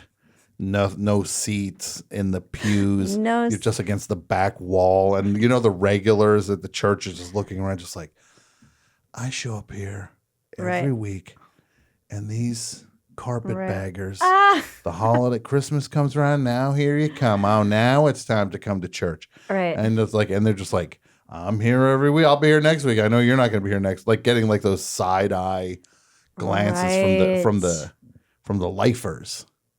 Did you ever go to did you ever walk into an empty church and just like take in the beauty when you were young? Oh, yeah. No, I would go when I was in New Jersey, where I grew up and lived.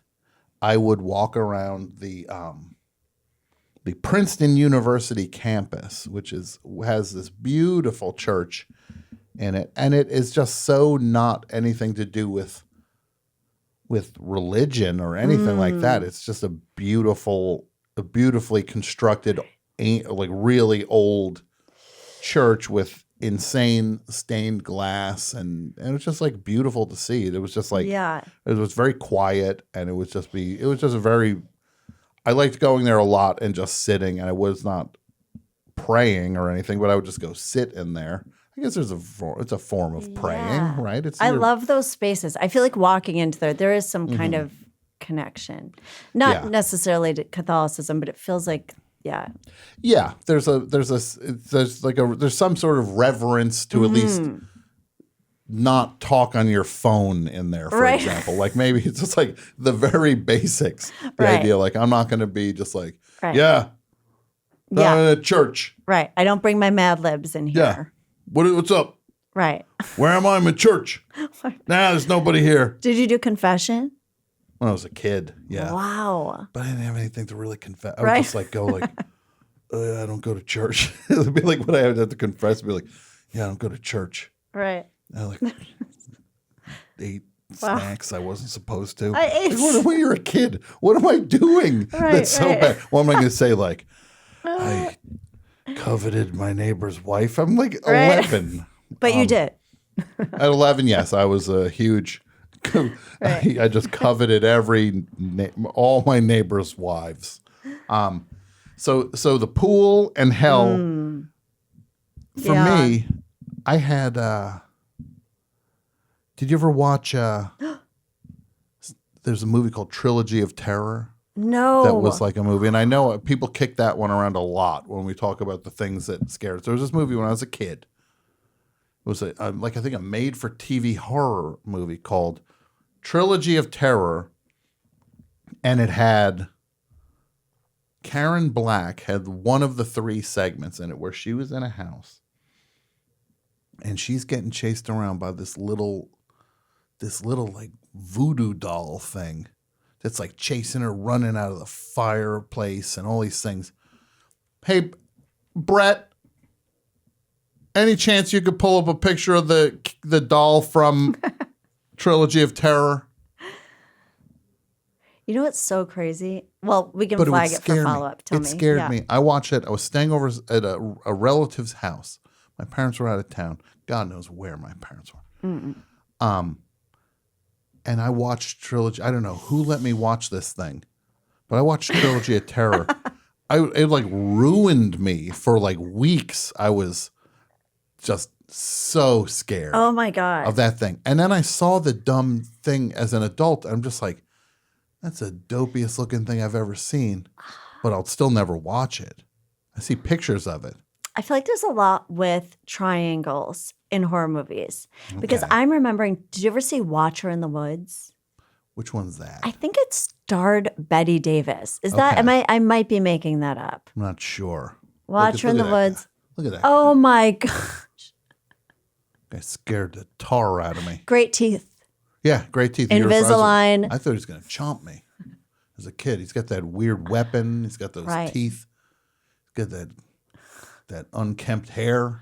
Right. No boundaries. No boundaries. No, he'd chomp away. Right. Bad friend. Bad friend. I don't like it. Right. No, that guy scared me.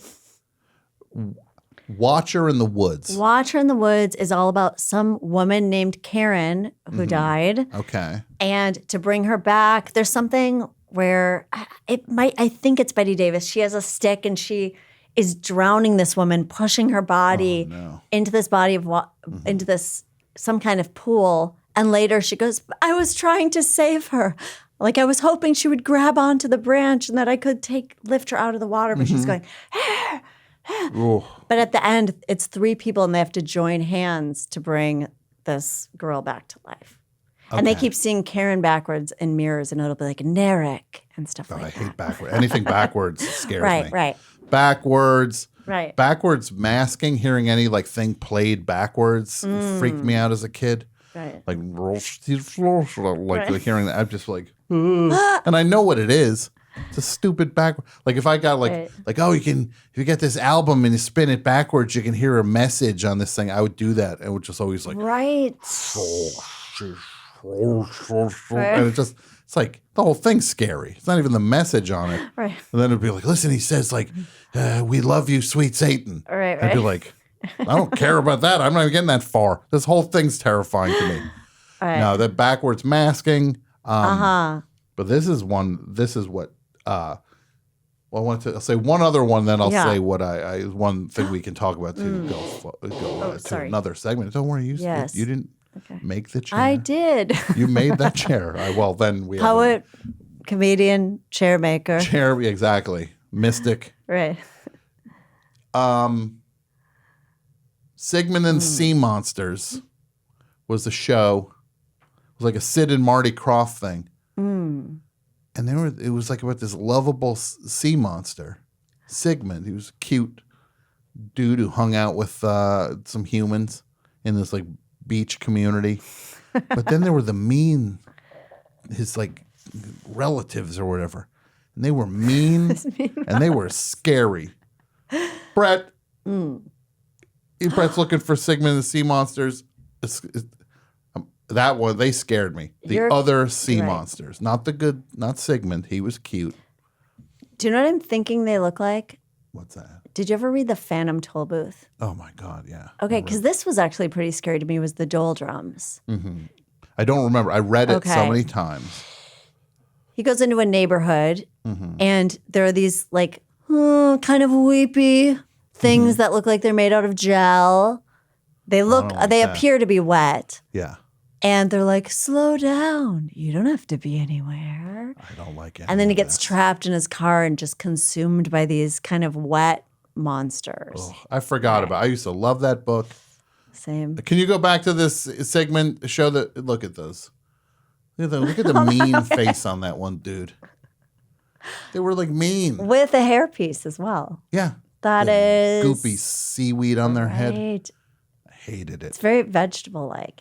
You know what that creature reminds me of? When I was little, speaking of childhood, I had a magic book that said one thing you can do to make it look like your fingers, or you sawed your finger in half or something. It was something with a carrot. You put a handkerchief over a carrot and raise it on the stick or something.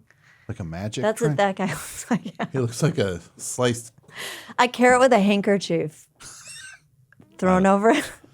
It's kind of like a Rorschach test. I guess we look at one of Sigmund's brothers, and we see what we see. We see what we it's very revealing. But you know what else scared me? Ouija boards. Oh, right. And tarot cards. Oh, okay. As a kid. Not as an adult. Ouija boards still spook me a little bit as an adult. Mm. Tarot cards, not so much. I've had tarot readings and things. Oh, you have? Okay. Yes, I've okay. had a few. Okay. I had one that was just, here's my history, Lizzie Cooper. I'm going to start moving the cards around while you talk okay. about this. I had one. I went to a first thing like this. This was not a tarot reading. It was a palm reading I went to, and I was at at this diner in New Jersey where they were just doing it as a fun thing to do on to just bring customers in. They had a palm reader comes. Customers can get their palms read on Wednesday night. Like a fun little little gimmick to bring customers in. So the Grand Slam wasn't working, clearly. But you go to a diner. You think they got the person doing the palm reading. They're going to be just oh, I see success. And it's a diner. Make it a little breezy. They're looking at they're doing everybody else's palms. And then everybody's getting fun ones. And I go get mine done. And this palm reader was oh no. And this palm reader gave me the most dire palm reading, as if basically I was doomed. Right. Do you have a short lifeline or something? It was, I mean, look, I'll show you if you want. Mine's really bad as well. Do you know what? Because essentially, I'm trying to remember, because Baba Shalom, by the way, was a palm reader, and he did teach me some things. I know there's something in your love line, which is this line right here. And palm readers who are watching, I'm sorry if I'm insulting your craft. I believe there's something here, and how many lines you have there at the end is how many serious relationships you're going to have. Okay. But there's also something in barbed, having a barbed line on your hand that means you're extremely secretive. There's a barbed line right there. Well, let me see something. This actually isn't bad, except you do have a split. I believe. Oh, no. Oh, no. Do you see it? It's happening again. No, you're changing course. You're going to change course. I don't know if you had something in your life where I need to actually move over into this other lane. Yeah, that did happen. Okay. I'm in Los Angeles right now. Oh, right. Because of that. Okay. I got the split. But you don't see bad stuff. No, I don't see anything bad. This palm reader was saying You've got a strong love line. I honestly, what's crazy is I just got out my palm reading book a couple days ago. Okay. I'm not retaining enough information that I would be able to say, this line means something I can't remember. Do you know who else has a strong love line? Jason knows what I'm going to say. He knows I'm going to say Adam Carolla. That is so funny. Do you know, I thought you were going to say, I was going to say Dr. Drew, and then I couldn't remember. I knew the second I said it, Jason was just. It hit me.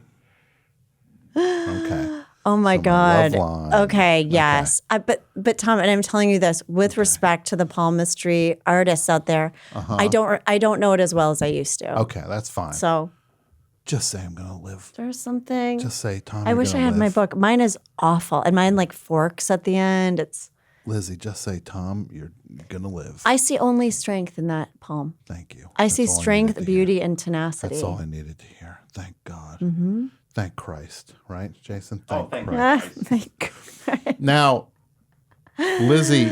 Yes, it's Leslie. Oh, you scared me for a second. I'm like, halfway through. I'm like, wait, no, it's Lizzie.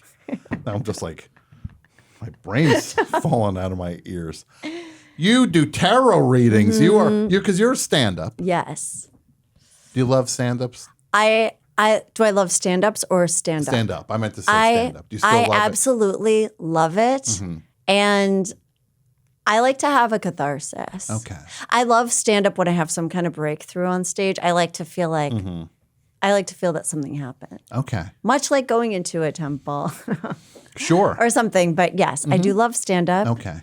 And your podcast. I have a podcast, Lizzie Cooperman's in Your Hands. Yes. And it's ruining my life. No, because you're doing it's an amazing podcast, and it's an amazing premise where you put yourself truly at the mercy of your audience. Right.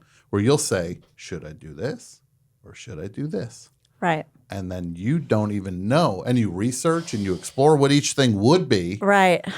And then these maniacs determine which one you're going to do. They vote on Instagram.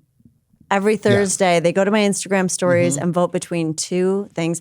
And it's not, should I do this or should I not do it? It's, should I do this path? They're both active, which I kind of did on purpose. Yeah. Now, one that I'm not sure of the result of, I'm going to assume I know the result because they're just knowing the way humans are. You said, should I burn all my journals? Right. Or should I go buy like $500 in lottery tickets? What happened with that one? This is a harrowing tale. What happened with that one? I got so many messages. Please don't burn your journals. Yeah. They vote. So it was journal purge or lotto splurge. Yeah. They voted lotto. Yeah. Of course they did. I knew that the second. As soon as I go journal splurge, journal purge or lotto splurge, I was just like, everybody wants to see what would happen if somebody had to buy $500 worth of lottery. And let me tell you, I wanted to keep the stakes high for this show. I'm not a wealthy lady. So it was actually a lot of money for me. Sure. And I get really excited about an idea. And then I do the podcast. I'm like, isn't this crazy? Yeah. Almost like it's not me. And then the votes roll in and I go, oh my God, this is me. Now you actually have to Now I actually have to do it. So, and this actually came to mind when you were talking about going into 7-Eleven and being the, what did you say? There was some word for it. I can't remember. I don't know. I just feel trapped. Right. The trapped villain. Or whatever. I'm the trapped villain. Okay. So. The trapped villain at 7-Eleven. Oh my God, I'm actually having PTSD thinking about it because my blood was racing, and also it was the night of a Jewish holiday, and I thought I have to do this before sunset, otherwise it started to feel kind of sacrilegious to be like, and now God, I'm blowing it all on the lotto. Yeah, exactly. So I went into this liquor store and I was prepared. I'm like, I want $500 worth of Red Hot, and they were like, we don't have Red Hot, or whatever card I wanted. Sure. Or maybe it was that I ended up with Red Hot. They said, we don't have it. And he was like, but I can give you this card. And he kind of scooted around the counter like it was a drug deal or something. And I thought, I don't want, like I started to feel like something was sketchy about it. Like, are there really, I didn't know that was how you did it. Was that they sneak around and hand it to you in the secretive bag? I don't know about that. After you hand them cash. It's not like, okay, here are your tickets. Have a nice day. They wrap it in like black plastic. It's okay, like that's weird. If you buy a large sum. Okay, so you get. So I said, no, I'm not. So I went to a different liquor store. Okay. Or I drove to a 7-Eleven. Yeah. At that one, I said, I'd like $500 of. I dressed up also. I thought I'm going to dress up, make this feel like an occasion. Well, of course. Who doesn't dress up to go buy lottery tickets? They're scratch offs. Of course you have to be. I wore a long blue dress. So you're just done up and you're going to buy your lottery tickets. I went to buy the lottery tickets. You buy $500 worth. I actually ended up doing $400. $400. I don't remember why that was. It was something about the way they were broken up, or maybe I had some kind of epiphany that I couldn't pay my Spectrum bill. Whatever hit me at the time. Yeah. I buy them. Same thing. The guy hands them to me kind of with a look like, do you know something about, these cards with jalapeno peppers on them? Yeah, some inside track on. Right. So you get the $400. I get the lottery tickets. I go to my car and I was like, oh my God. And I remember calling a friend and being like, but I'm actually really happy about it. Like something kind of mania set in. Okay. And then the next day I scratched off. I got $200 back, maybe $200 So you back. lost $200. I lost $200, and I don't want to say this. You know why you lost $200? The winners were in that other $100. You didn't pull the trigger off. I don't want to say it. Quite That's possibly my fear. so. No, that would be my fear. But I looked up the odds of all the cards and I was like, okay, this is second best next to Red Hot. But the whole theme of whatever I got was there were still chili peppers. So maybe it was I ended up with the Red Hot and they'd be like, oh, I got milk again. It's like, oh, you didn't scratch the hot. The bad things were water, milk, anything that would counteract a chili pepper. The chili peppers, right. Yeah.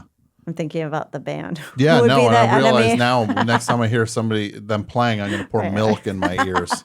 Might be the one thing to counter their music. But can I tell you the even crazier thing that happened on the show? Uh-huh. I don't want to. I don't want to please. dominate. Please. Okay. There was an episode called "This Is Fire" or "This Is Us" that actually kind of involved your Brett Davis, who's here. Yeah. Okay. Gentleman Brett Davis. Gentleman Brett Davis. So I secured a job as a tour guide for the TV show "This Is Us." Oh my God! Really? And I'm gonna have to backtrack to tell you about this. I originally did an episode called "Guy I Met" or "Dresser Roulette," which was, do I go out with this guy I met on a bench outside the bar, the Virgil, or do I text the last 10 guys in my phone? Will you help me assemble a dresser? And see your response. Okay.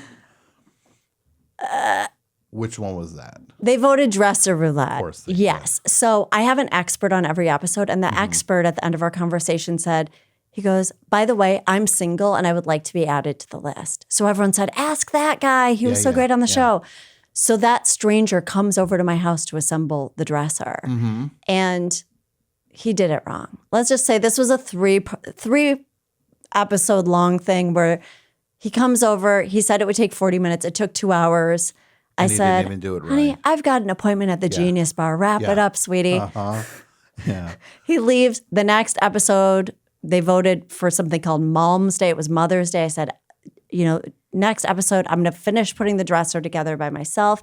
I'm going to treat it like Mother's Day, pour a Bellini, get myself flowers. And I realized he put it together backward. So then the next episode, I called a TaskRabbit, and he came over and he said, and I saw in his bio that he was a fire performer. And while he's putting together the dresser, he goes, by the way, I could pretty safely set you on fire.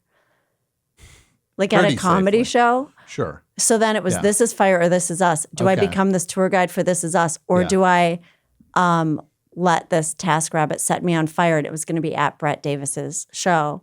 But they didn't vote for that. No, of course they didn't, because your audience likes you.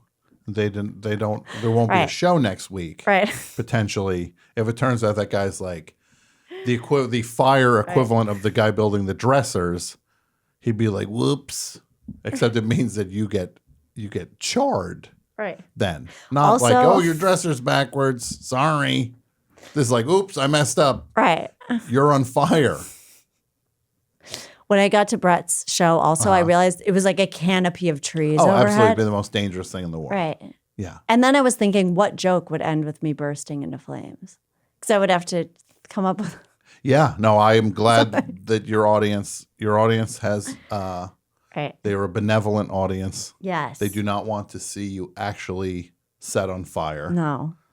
They want to put you in uncomfortable situations. Right. But then again, you're giving them 2 uncomfortable situations. It's not always just like, right. should I eat this piece of cake or Right. have somebody set me on fire? And then they're like, no, you're giving them 2 options that are very rough for you. But that was one where it felt like, oh, this is me. I went to bed that night going, oh God, I can't believe I did this. Yeah. Wow. Because I got so excited about, because when he was like, I could set you on fire, in my mind, I'm like, an episode is born. Yeah. No, that's all. It's like, that'll be a good episode. Right. I'd be like, I Right. might die, but it might be a good episode. So you have in front of you. Yes. Oh my gosh. Why is there a piece of tape on no, my- is that me? Is that Let's see what card that is. Oh, there was a piece of tape on the death card. Wow. Oh no. Tarot cam, are we getting that? Oh my God, this is beautiful, this tarot The cam. best show, Tarot Cam. This news to What? me.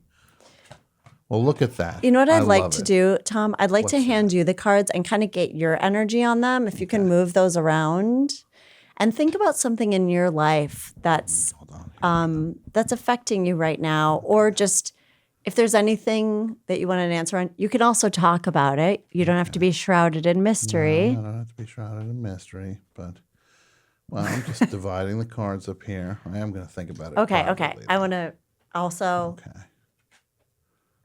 I know silence isn't great for a podcast. Yeah, no, it's I already did the invocation in the Okay. lobby. All right.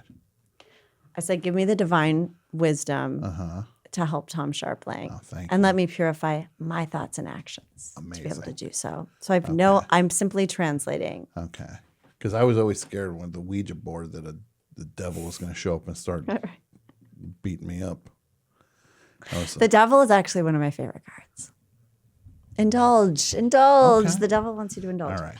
Okay. So here we go. Okay. Wow, interesting. Mm. Oh, wow. Oh, I don't like that. Oh, damn. You know what? I don't like how these are all reversed. Okay. I'm like, I don't like this reading. No, I love it actually. Wow. I'm so nervous. Hold on. Hold on a minute. What? Wow. Ooh. What? I truly have a knot in my stomach right now. Kind of annoyed that that's reversed. We're going to do some clarifying cards, by the way, as Okay. we go through this. Not everyone reads reversals, and that means, when the card appears upside down. Yeah. I like to read them. Okay. And right now, so this is where you're at right now is Knight of Cups reversed, but I'm going to tell you both ways. There's some kind of offering coming toward you, of creative offering. Something, Knight of Cups are ruled by water. Okay. And so, I'm going to keep it this way. And so it's creativity, it's love, it can mean relationships as well. Okay. So someone is kind of coming towards you right now. Maybe there's a new opportunity that feels creative to you. Sure. Or maybe a moving forward in some kind of romantic pursuit. For whatever reason, it's reversed, just meaning the energy's a little stagnated, or maybe you haven't moved forward yet. Okay. Gotcha. So you're just where you are. Good things are flowing towards you. Okay. Offers are being made. Okay. And you're just kind of sitting on your horse right now. Okay. All right. You're not galloping apace at the Okay. moment. Now, what's interesting is, so this is the next card, which is the cross, but I like to think of it as, some people call it the obstacle. Okay. And your obstacle right now Yeah. is that you have a new perspective on things for some reason. Yeah. And that for some reason is slowing things down for you. You're kind of taking a beat for whatever reason. Hanged Man. The Hanged Man, as you can tell, it's not the most comfortable position. Yeah. This gentleman Sure. dangling, ballet style from one Yeah. foot. However, it is kind of a divine insight, as you can see, as illustrated by this halo. So Okay. it's possible that a new perspective for you has caused you to go, okay, I know there are good things coming toward me, but let me just take my time. Okay. Okay. Okay, how is that resonating? No, that's tracking. Okay, that's tracking. Okay, Yes. so in the near future, now this card also comes to us reversed. I actually love this card. It's one of my favorite cards. 6 of Swords. In the recent past, I don't know if you did any traveling or you were supposed to go somewhere and maybe it got postponed. I'm only saying that because of the reversal. Swords are ruled by air. I just felt inspired to go, swords are ruled by air, Tom. Well, it's funny that you say that. I was literally supposed to be on a trip right now that got postponed. Oh, really? Yes. So then we are reading the reversals. Okay. No, I was. There was a trip That's interesting. that got Yeah. postponed. Okay. There's a lot going on upstairs around this trip as well, probably. And so swords are our thoughts. And so this card is kind of like, well, despite all the thoughts I'm having, I'm just going to jump in my canoe and go anyway. But yes, this was a postponed travel. Okay. But it looks like in the near future, actually, you're going to find that this, I don't know if it's, I'm seeing this more as related to where you are right now, and this new perspective is actually going to lead to a lot of financial prosperity for you. Oh my God. As you can see, King of Pentacles. I mean, there's not much else on this guy's mind. No. It could Wealth. not be dressed more decadently. Yeah, this is Prince leaving the store. That's Prince leaving the store with all the things you sold. With all the things I sold him. Oh This my is the God. coin. I'm holding it up for the watermark. Okay. King of Pentacles, you're kind of at the helm. Yeah. You're in charge. You're feeling secure. You're looking down. You're almost admiring all the things growing around you. It's Okay. coming in the near future. Sure. Now, something kind of interesting that's happening in your subconscious might have to do, I don't know if this was related to the travel, with childhood. Wait, what now? Childhood? So this is 6 of Cups. Mm-hmm. And what if this is when you found out I couldn't read Roman numerals? I'm like, this is Just ancient. no, that's a 6. I'm not very smart, and even I know that's a 6. So upside down, it's a 9, not in Roman. So this is something about childhood memories, reconnecting with the past, perhaps. Okay. I don't know if this is related to the trip that was postponed at all. Not really. Okay, or if it could be something that's going on with you presently, but you're having some kind of experience where you're revisiting the past. Could also be connecting with children in some way. Something in your mind, and this is kind of the goal of you, the querent. This is in the upper part of the subconscious. So these cards are called above and below. Okay. And this is the way I do the Celtic cross. I know there are going to be a lot of haters of my spread, listening, watching. This is they don't like the way you're. People tend to everyone does it differently. And anytime you do it, people will go, can you look at this tarot reading and tell me what you think? And I say, absolutely not. Sure. You got it in that moment from that person. Sure, and that's what it was. Yes. I don't want to say, oh, well, that, because there are many interpretations. And some people do the cards in a different way. Okay. In the lower part of your subconscious, I don't know if I'm feeling like you had some kind of big epiphany recently is what I'm seeing. And I don't know if it was the best thing for you. I don't know if you had a realization about your life direction, but the Judgment card, as you can see, it's this incredible rebirth. It's trumpets are blowing. It's divine. These people are kind of rising up.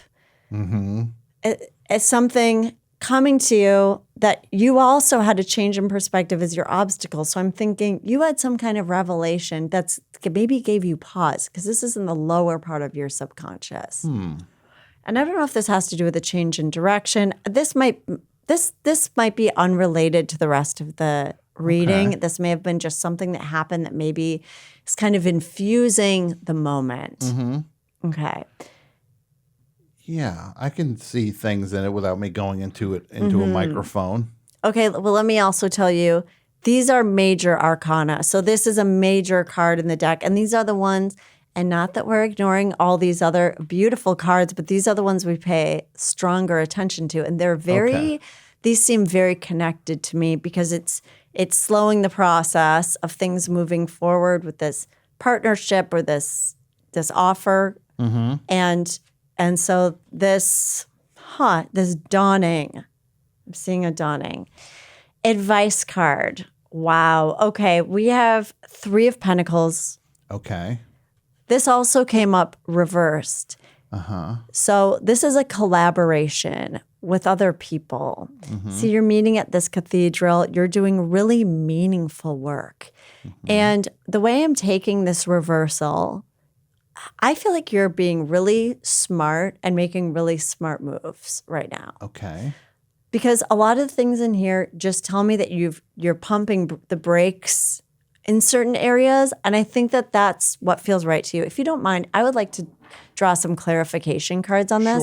Because, well, this is a collaboration card. It's also saying but it's reversed, so something is stalling it out, and it's kind of telling you that that's the advice you're getting in the moment. Okay. And maybe it's that it's telling you to look again at what is meaningful to you. Okay. Also. Does that feel right? Yeah, it does. I think I'm at this. Wow. Okay. Now, tell me. I think the Forever Dog deal's off. I think I'm getting out of business with Forever Dog. Oh, wait. Cards. Oh, yeah, that just happened. It did. That just happened. Well, it is. Deal's off. Studio, pack everything up. We're getting out of here. We're never coming back. You know what I'm getting? Still waters run deep. Okay. That's what I'm getting from this. Maybe it is. I've already done this stuff. There he goes. That is so He's funny. running and literally packing it up. Right. He's going to get a cardboard box and fill it up. I don't know what that was. That's the next tarot reader stuff. So still When it waters comes on run after deep. me. That's kind of what I'm getting is this is I'm more reading this as this is Tom and this is the way Tom does things. Yeah. So that's kind of what I'm getting from here. Sure. Ace of Wands, this is telling you that you'll know when there's heat behind it. This is kind of something exciting and magical and fiery coming out of nowhere. And it's kind of telling you that's when you're going to go. Okay. I don't know that this is related to Forever Dog. You're already Sure. here. Okay. I bet, you know what? Okay. I've got a sense you've got some other things There's other stuff percolating in your brewing. life. There's other stuff Okay. brewing. Okay. Yeah. Right. So this is telling you when it feels hot, when you get that thing and it's going to seem like it came out of nowhere. Wands are passion. They're fire. It's moving forward. All right. It's very exciting. And I Okay. do love that this hand just pops out hamburger helper Sure. out of nowhere and growth with the wands. Yes. Okay. This is very powerful. So that's when you're going to know what's right. You're going to wait for that heat Okay. to come to you. Sure. External influences. This is really interesting. I don't know if this could be the deal has been made. This actually could easily be Forever Dog, if I'm to be completely honest. Okay. 10 of Pentacles, this is completion. Something just went through. People are shaking hands. It's multi-generational. I don't know if there's some kind of great-grandfather living in the basement here. Here? Oh my God. I hope not. That'd be news to me. I don't But want it's Brett's weird great grandfather popping out at me when I'm working here at night. This is a multi-generational experience. This is for everyone. Okay. Everyone's gathering. They're sealing the deal here. Okay. And Pentacles are very much of the earth. And you have a lot of this. You have even more. I mean, this is going to be a good move for you. And I feel that these two cards are completed. Okay. That the move to Forever Dog, if that is part of this Sure. reading in the near future, this is going to be fruitful for you. Okay. And we see this by your external influences. We know that this deal has Okay. been done. 10 Okay. is the card of completion. Sure. You're Okay. hanging out at this structure. This is also interesting that you have like multiple actual buildings. Okay. I'm seeing like a lot of like sturdy locations. Okay. All right. Target. I'm seeing Target. Okay. I think you're seeing you tomorrow at Target in the morning with your notebook. Now this is pretty wild actually because All right. this is kind of a lot of the energy of the reading here. Hopes and fears. Now you have Knight of Wands reversed. Okay. Tom, you know there's a fire. You actually can't stop it at this point. You know there's a heat behind the things that you're doing. Hopes And this is not fears. you set on fire in Brett Davis's venue. This is a night in Brett Davis's backyard. Okay. Sure. He's doing the setup. The punchline is on its way. So Knight of Wands is what you said, the fear? Hopes and fears. Hopes and fears. Yes. And as Okay. you can see, this gentleman is on fire. Everything about this, the horse is orange. It's burning. It's moving ahead. So you're almost like, wow, things are moving so quickly. Yeah. And you might be, okay, there are a lot of ways to read this because basically what a reversal says is the energy is kind of stuck or maybe it's being misused or something. Maybe you're worried it's going to get little out of control. Sure. Maybe you're worried things are going to be too good. Okay. The offer is going to be, the thing that comes at you. Okay. Yeah, the devil's going to put you in the dishwasher. Okay. Well, that's your fear. I'm not worried about that. I'm just I'm going to chop my projecting. ears off. So, okay. Fear of things happening too quickly and being too passionate. Too much. And, yes. Too much. Fear of too much. Right. Okay. And the outcome is, this is pretty interesting. Seven of Pentacles. This is you reflecting on your wealth and the fact that it's reversed. You're kind of looking down going, what's it all for? Well, But I want to draw some clarifying cards because I'm feeling by the way everything looks, this might be in your nature a little bit. Yeah, I would say I'm that's seeing- pretty fair to. It's funny. I feel like there's a lot of contrast. There are a lot of contrasting elements here. I feel like there's a lot of burning and you moving forward. And then it's kind of contrasted with that. And yet I'm singing my throne. And yet I'm taking my time. Okay. You've, Yeah. you're like, we've gone 3 hours over. No, I'm spooked. Now. Oh, you are? No, I'm all right. Does it feel, is this resonating with you? Yeah, a little bit. Okay. Oh, no. Are you Oh, worried? no. No. What does that one mean? Are you kind of worried that it's some kind of decision's going to be made, some kind of gavel's going to come down that might not be? You're worried about the outcome here of something.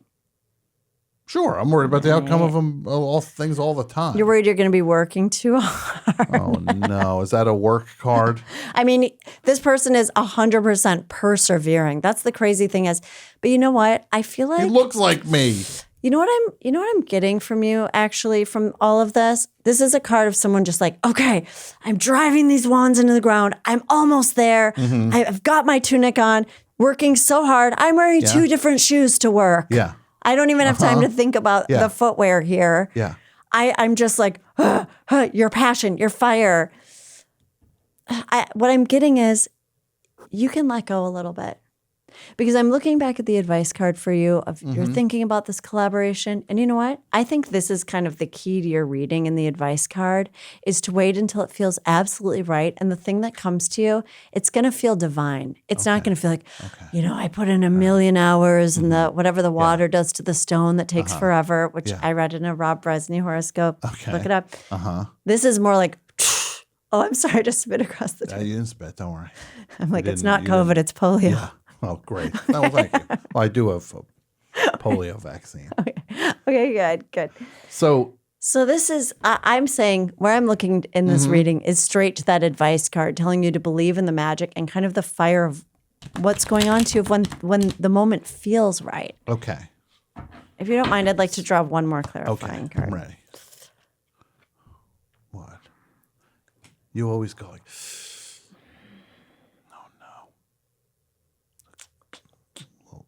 fella sitting there. This is a very personality driven reading because these are all good cards, except this one is like, I don't know if I want to accept the offer. This is back to that.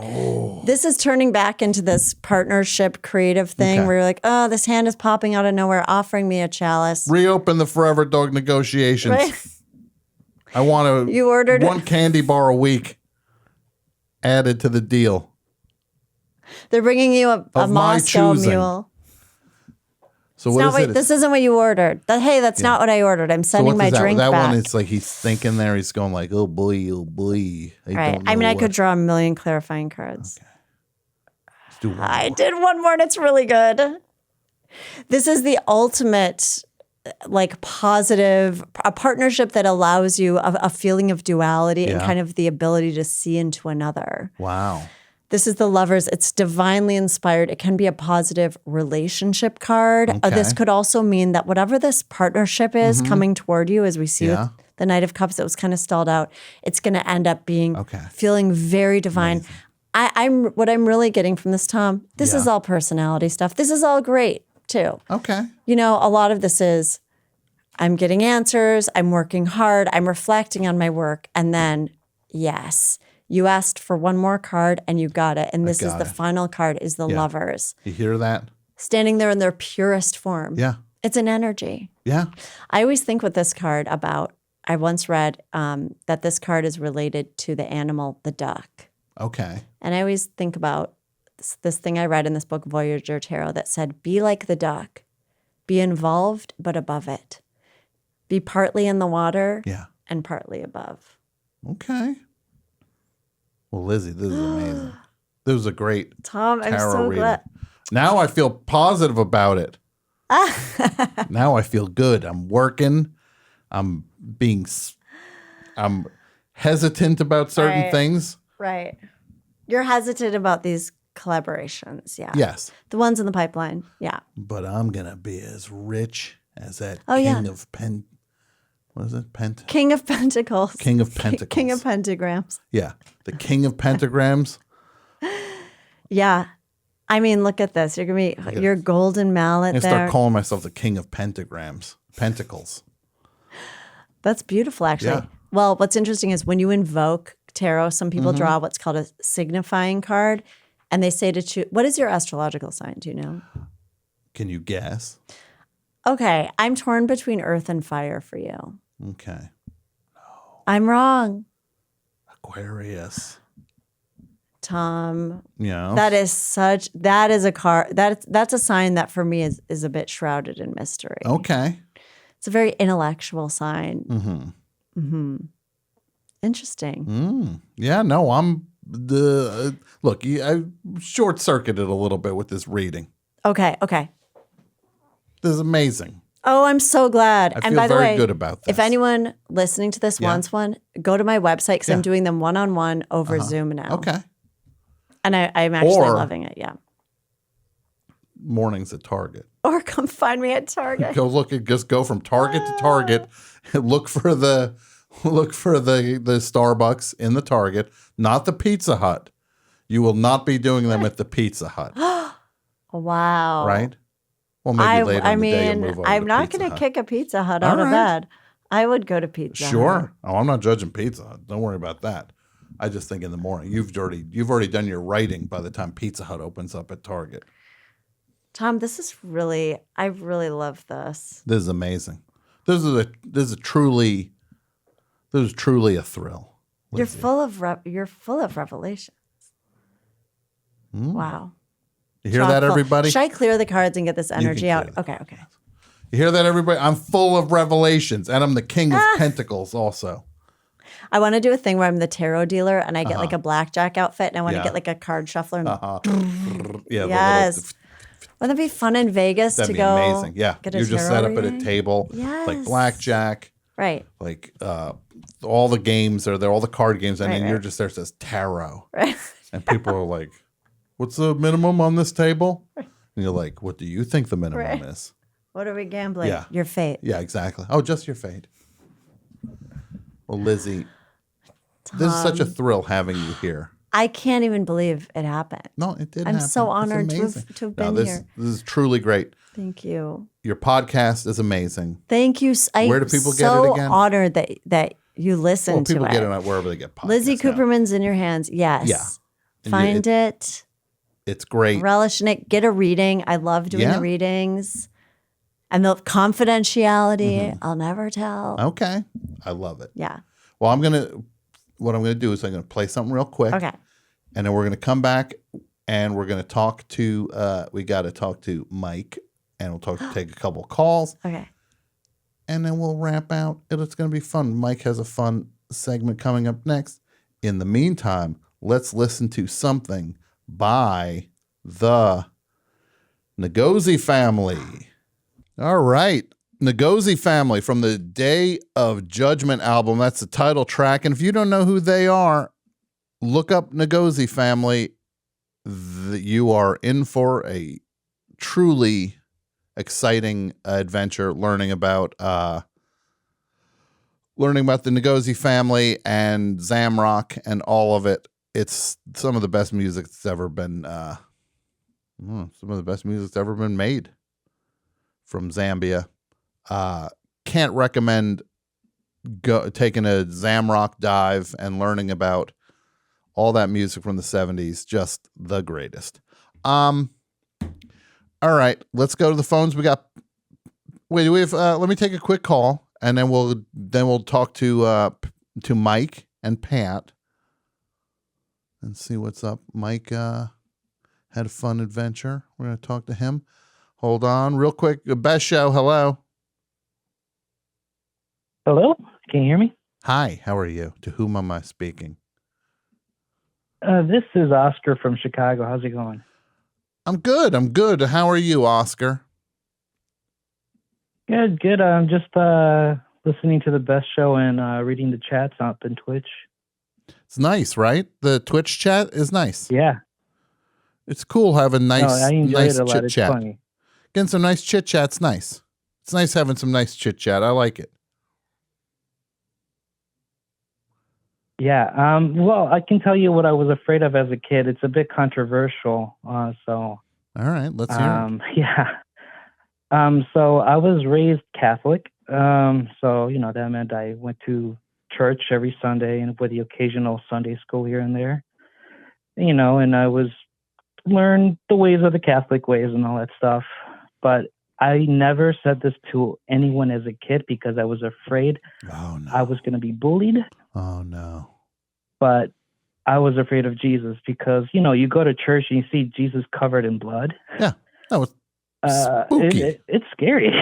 Look, the church is terrifying. You go there and you start looking at these things in the stained glass. It's like it's the most violent thing you ever saw in your life at that point when you're a kid. You ain't never seen nothing that violent. Oh, yeah, and also like Jesus' heart covered in thorns. Like I always think there's a lot of pain in it, and I just made me feel even more scared. Like, why would he have a heart covered in thorns? When I was a kid, I saw that and I was just like, oh, that's horrifying. That's just horrifying. You know why? Because I was like, it reminds me of Saint Anger, that terrible Metallica album. Yeah. But then again, Like the only comfort I got is sound. that most Metallica albums are terrible. I was just recently listening to Injustice for Jason up in YouTube. What is it? Still not good. Well, the controversy about Injustice for All is that they turned down the bass. Yes, they turned the bass That way down. you couldn't hear Jason. Yeah, and they erased his bass playing is very low. Yeah. So some fan decided to turn the bass up on YouTube and call it Injustice for Jason. Well, God bless him. And how did it sound? Still not good. Yeah, still sounded like Metallica. Unless they can make a Metallica record sound like somebody better. Well, my friend, you're a great caller. Don't be scared of Jesus. Thank you for the call. Don't be scared of Jesus. Oh, You're I'm okay. I'm not anymore. You're okay. All right, bye-bye. All right. Mike, AP Yes, Mike, Tom. our own AP Yeah, I'm here. Mike. He's out and about. He's a bit of a reporter, from what I'm hearing. He's on a little adventure. You went to see the premiere? Were you at the premiere? I was at the very first showing since I didn't get tickets for originally there was a night showing For that Clerks sold out 3. Let's just immediately. say for Clerks 3. Yes, Clerks 3. For the movie Clerks 3, Kevin Smith, New Jersey's own Kevin Smith, he made Clerks 3 finally, and it was showing you where in Red Bank? Yeah, it was at the Count Basie Theater in Red Bank. So at the Count Basie Theater, I'm looking at this picture. They put a breaking news. AP Mike saw Clerks 3. This is what I'm scared of now. The makeup they did on the, what's his face there? Dante. It doesn't look like him. I got a little story about that. Well, so you went to Clerks 3. So they did it. They announced a screening that sold out. Yeah, the nighttime show. But then what did they add? A second one? They added a matinee. Oh, so you got a jump on those people. Exactly. I'm sure they must have been happy. They were supposed to see Clerks first, and then Kevin Smith slaps a matinee in there. Jump the gun. Yeah. So, look, this is what I want to say. I don't want to ruin Clerks 3 for anybody who wants to see Clerks 3. But I am excited that you saw Clerks 3, and I want to play this Clerks 3 game you're talking about. Okay. Well, this is all I would ask, Mike. Keep it vague. How was that fair? True. Yeah. I'll keep it vague. Yeah, like don't literally spoil the movie. No. Because you proposed that I try to guess what happens in Clerks 3. Yeah. Well, first of all, before we get into that point, and without giving anything away, what's your review of the movie? Yeah, and this is no spoilers. I'll try to avoid spoilers. Yeah. I think Kevin Smith has entered his nostalgia phase. So I'm calling this movie Kevin Smith Nostalgia for Kevin Smith fans. Uh-huh. Because he's, I give him credit for this. I mean, I don't know any other filmmaker who's sort of taken a fan base and just sort of worked them for their entire career. You know, I mean, he's got this thing, and God bless him. He got out of that convenience store. Isn't it funny? That's what we all say. Yeah. When we dislike the product, but we admire the hustle. We it's all a hustle. but we all just end up going, yeah, God bless him. Like I say that all the time with Insane Clown Posse. I mean, God bless them. They God bless the hustle. like I'm just like, yeah, Slipknot. God bless them. They figured their thing. It's like, do I want to hear it? No. Yeah, I don't think I'd be as generous if he wasn't from New Jersey. Uh-huh. So it's like a Jersey hustle. He found a Jersey hustle. A Jersey hustle. And he's working it. He's still working it. The fans are still there. They're getting old with him. Yeah. So it's becoming nostalgic. So it's pure nostalgia. And if you're some schmuck coming off the street, you heard, hey, this is a funny movie. You go in there and try and watch this thing. It's so self-referential. Yeah. Some guy just coming off the street isn't going to understand any of it. But for the fanatics, they're loving it. They're every reference to the previous Clerks movies, they're going nuts. Yeah. And I'm sitting there stone-faced as usual. My friend is with me. I went with a friend. Uh-huh. And not that maniac you do that podcast with. Well, one of the guests we had on there from Bayonne. Okay. Jimmy from Bayonne. Jimmy from Bayonne. You couldn't get Lance, whatever his name was. What's his name again? Greg Wilson. Greg Wilson. He lives in Virginia. It would have been a. What did he say? Did you tell him that the show was Egg Foo What, your hit podcast, your hit food podcast? He's in his glory. I mean, his head is going to be so swollen now. Yeah. I don't know if I'm going to be able to handle him anymore. Yeah, you're heading towards Feltdown territory with food. You have to call it the food down. Yeah. When he gets when his head explodes. So here's the thing. Let's dip into what. No. So you go to the movie with one of your Bayonne cohorts. Yeah. Was this friend of yours also Jimmy from Bayonne? It sounds like I'm on Mike and the Mad Dog. Jimmy from Bayonne. He was the photographer, the paparazzi. Who that's right. He's a nice guy. But it's like, yeah, Jimmy from Bayonne. You're on. Yeah. Hey, dog. I gotta say, I really think that the Yankees could go all the way this year. That's what. So you and Jimmy from Bayonne go to Red Bank. Yeah. With your 2 seats. Do you have assigned seats or it's a movie theater style? Well, here's the thing. He's Ticketmaster has this dynamic seating policy now. So it's, like the Springsteen thing, Yeah. So Kevin Smith has got that going on. He's selling tickets for 10 times a normal movie ticket price. So he's doing maybe better than Springsteen with this thing.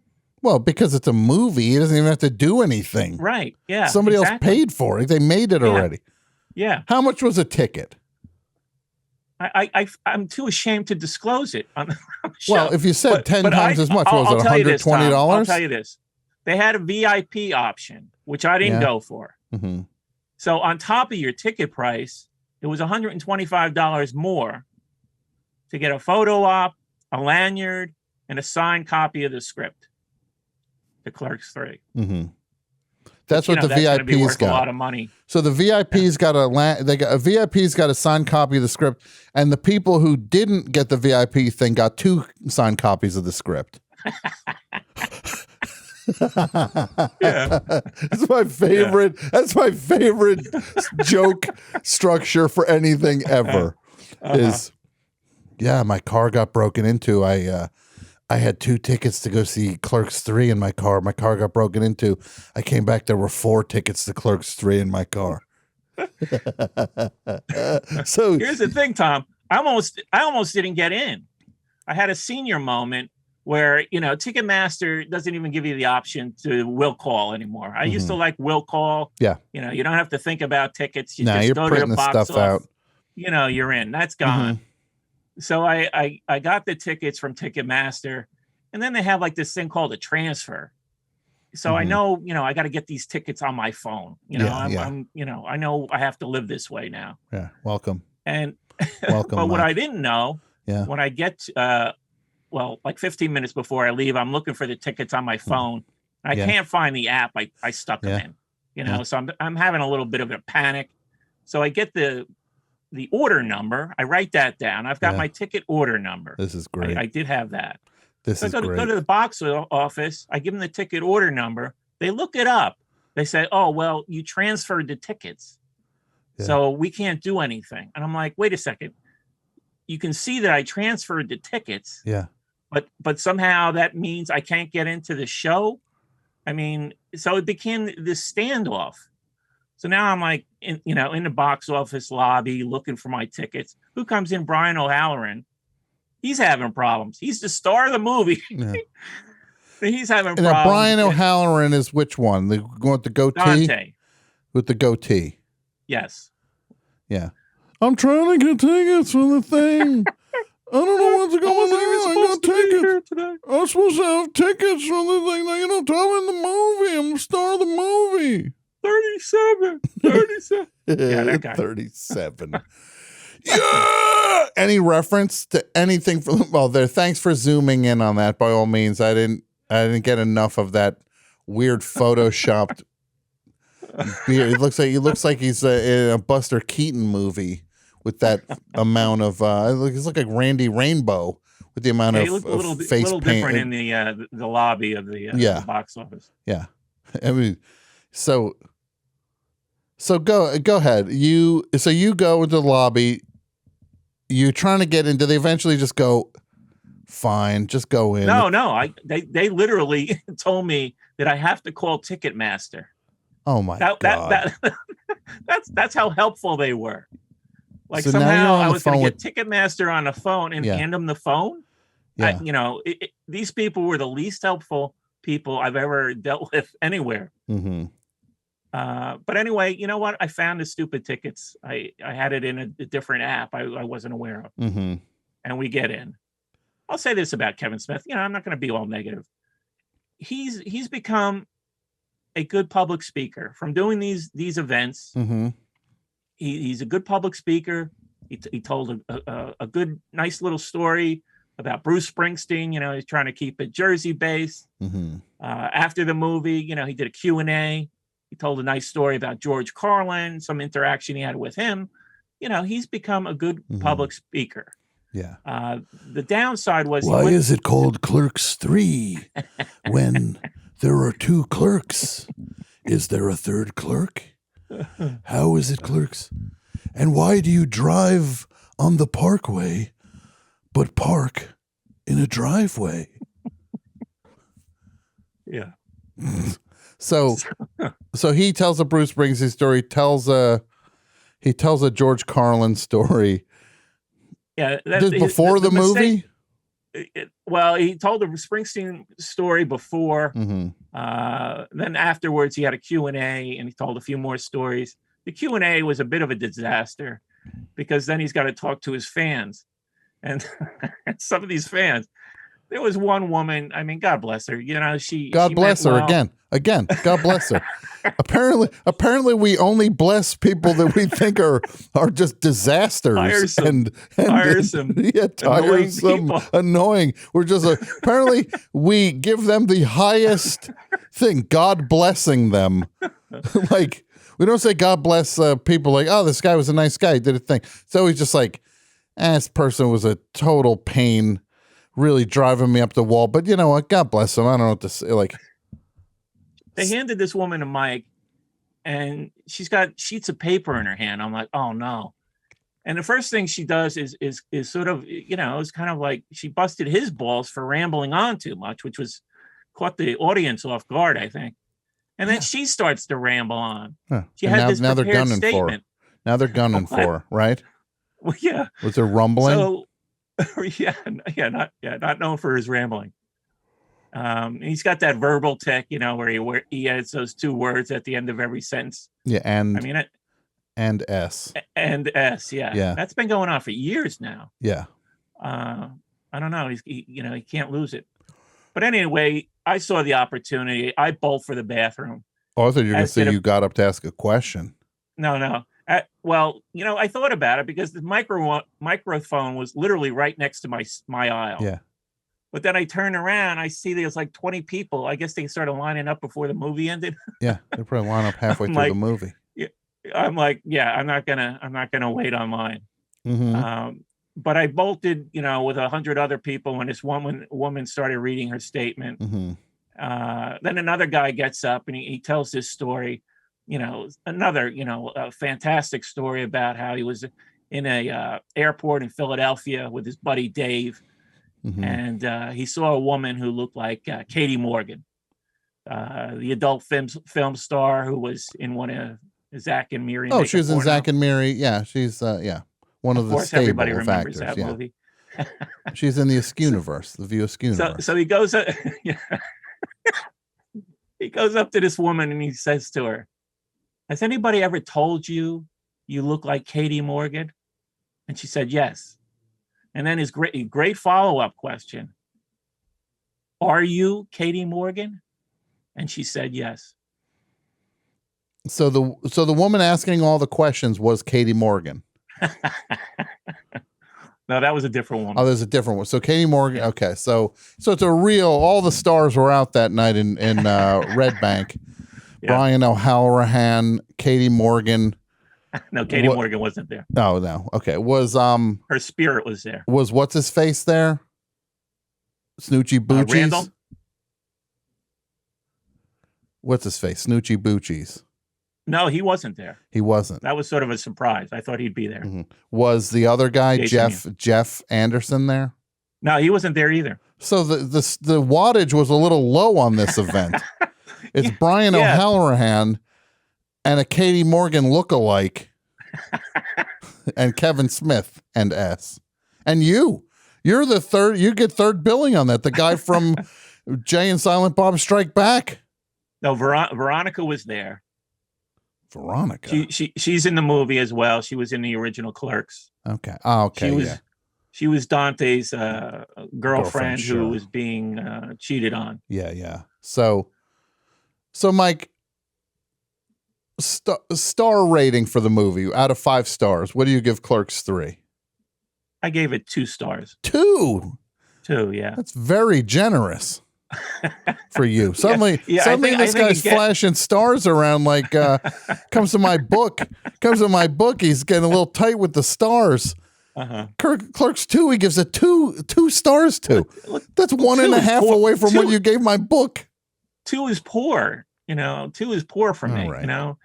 Again, maybe it's the jersey. I give him credit for the hustle. Sure. That he's still out there doing it.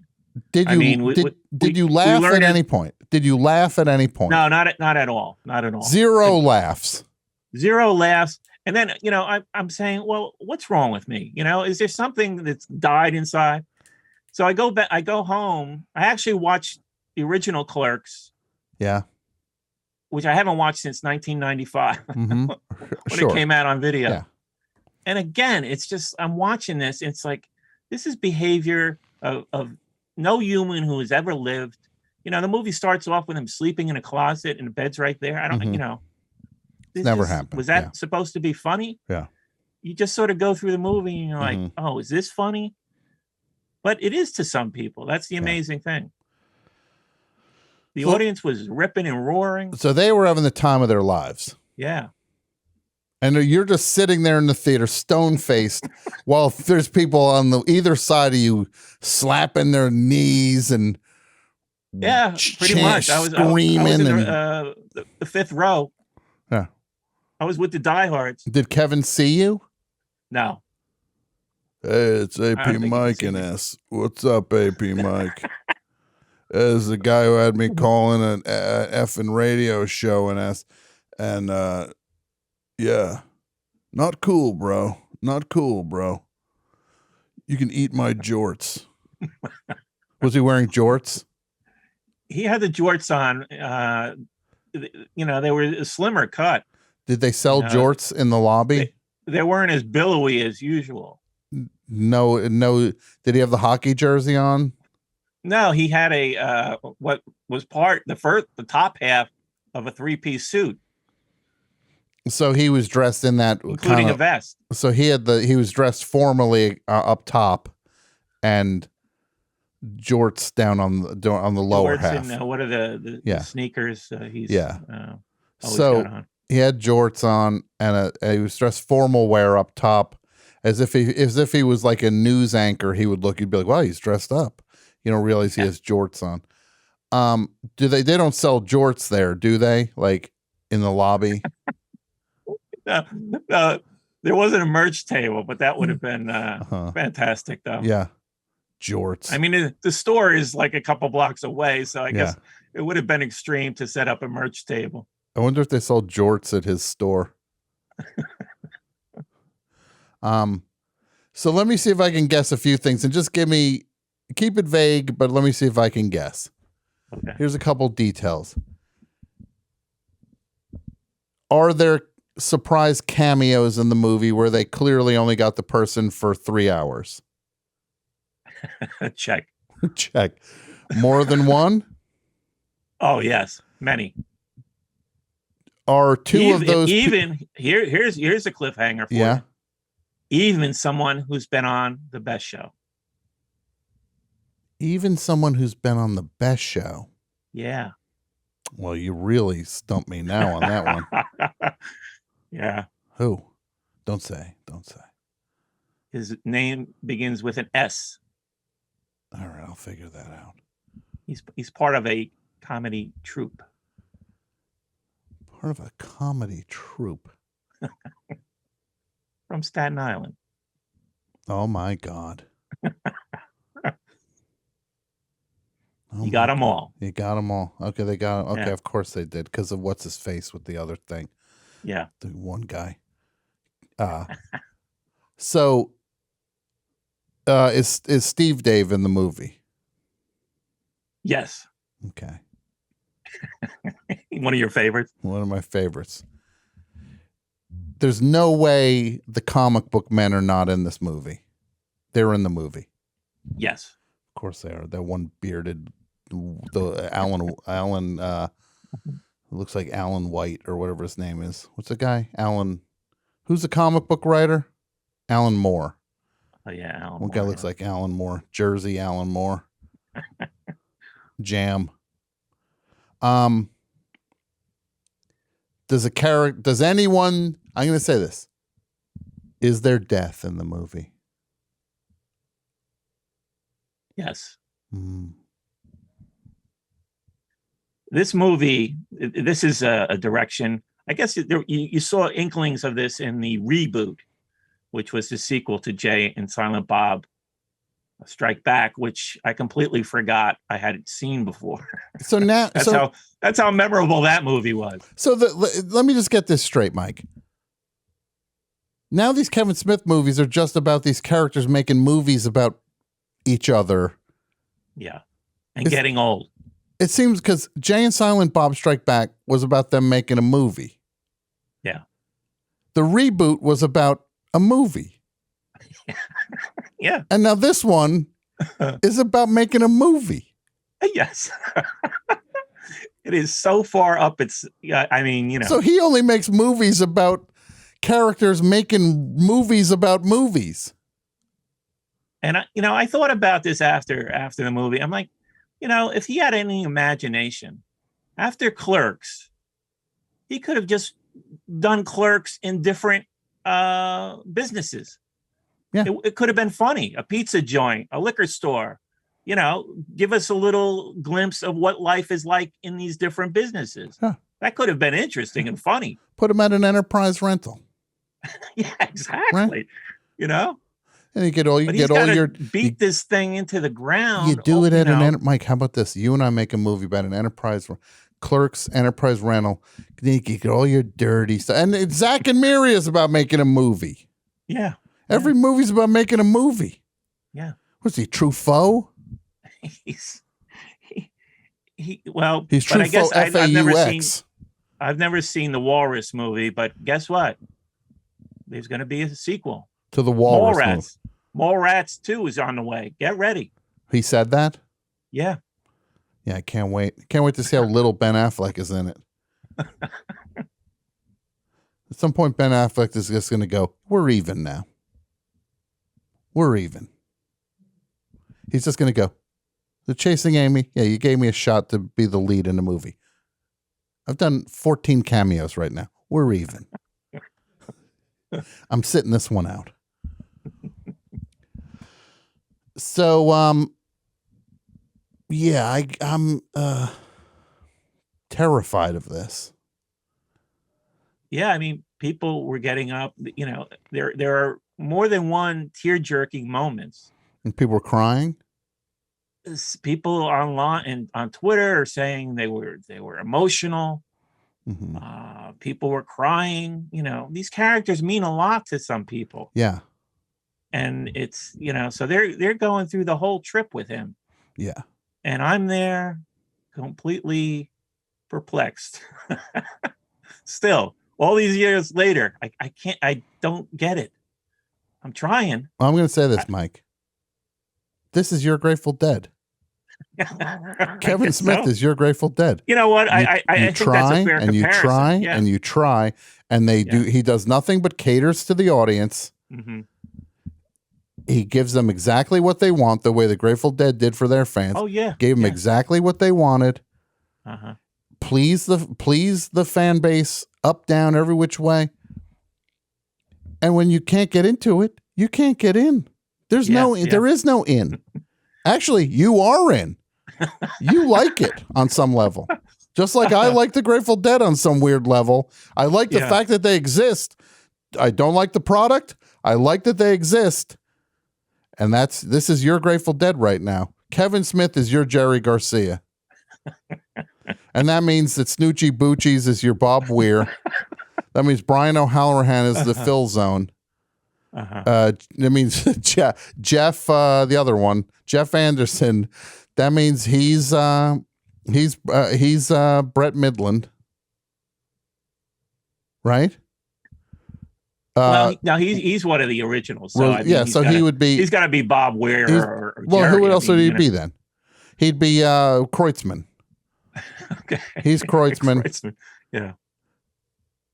And Rosario Dawson is and the other guy that's the new Keith and Donna Gottschalk. Rosario Dawson apparently died in the last movie, and I didn't even remember that. So she's a ghost in the new movie. Oh, great. Yeah. Well, that sounds you just sold one ticket to the movie. One for Clerks 3, please. Yeah. No, I'm not wearing an ankle bracelet. Mike. Yeah. How much did it cost to get into this thing? No, I'll text it to you.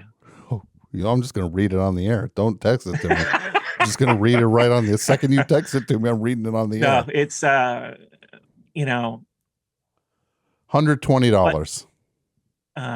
Higher or lower? It was slightly higher. Yeah, no, it's shameful. It's shameful, isn't it? It's shameful. It's shameful. I agree. I'm glad I gave you a good laugh.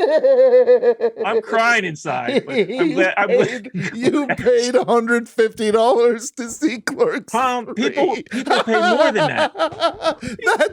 He got you. No, he got did. you on the biggest one on the way out. That's why I said on the way out, he got more out of you than they ever got.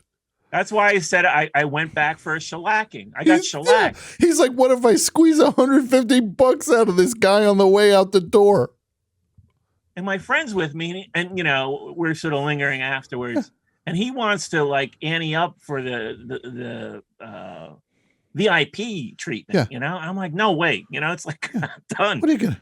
I'm not ponying it up. VIP? I didn't know it was $125 more. VIP, I knew it was more money. Yeah, no, I didn't. This guy got you on the way out. He got you. Yeah. You did. He got me. When you saw Clerks 1, you rented it. $4 you paid for that. Clerks 2, you bought a ticket to see it in the theater. $11. Yeah. Clerks That's what 3, $150. They're giving Springsteen the business, and here's Kevin Smith. He's working the same angle. Mike, God Yeah. bless you. Yeah. God bless you. He got you. No, he did. He got you, but good. Yeah. All right. I'm going to take two Oh, more we had a calls few and I got to left, get right? out of here. Mike, what an amazing story. Thank you. You're welcome.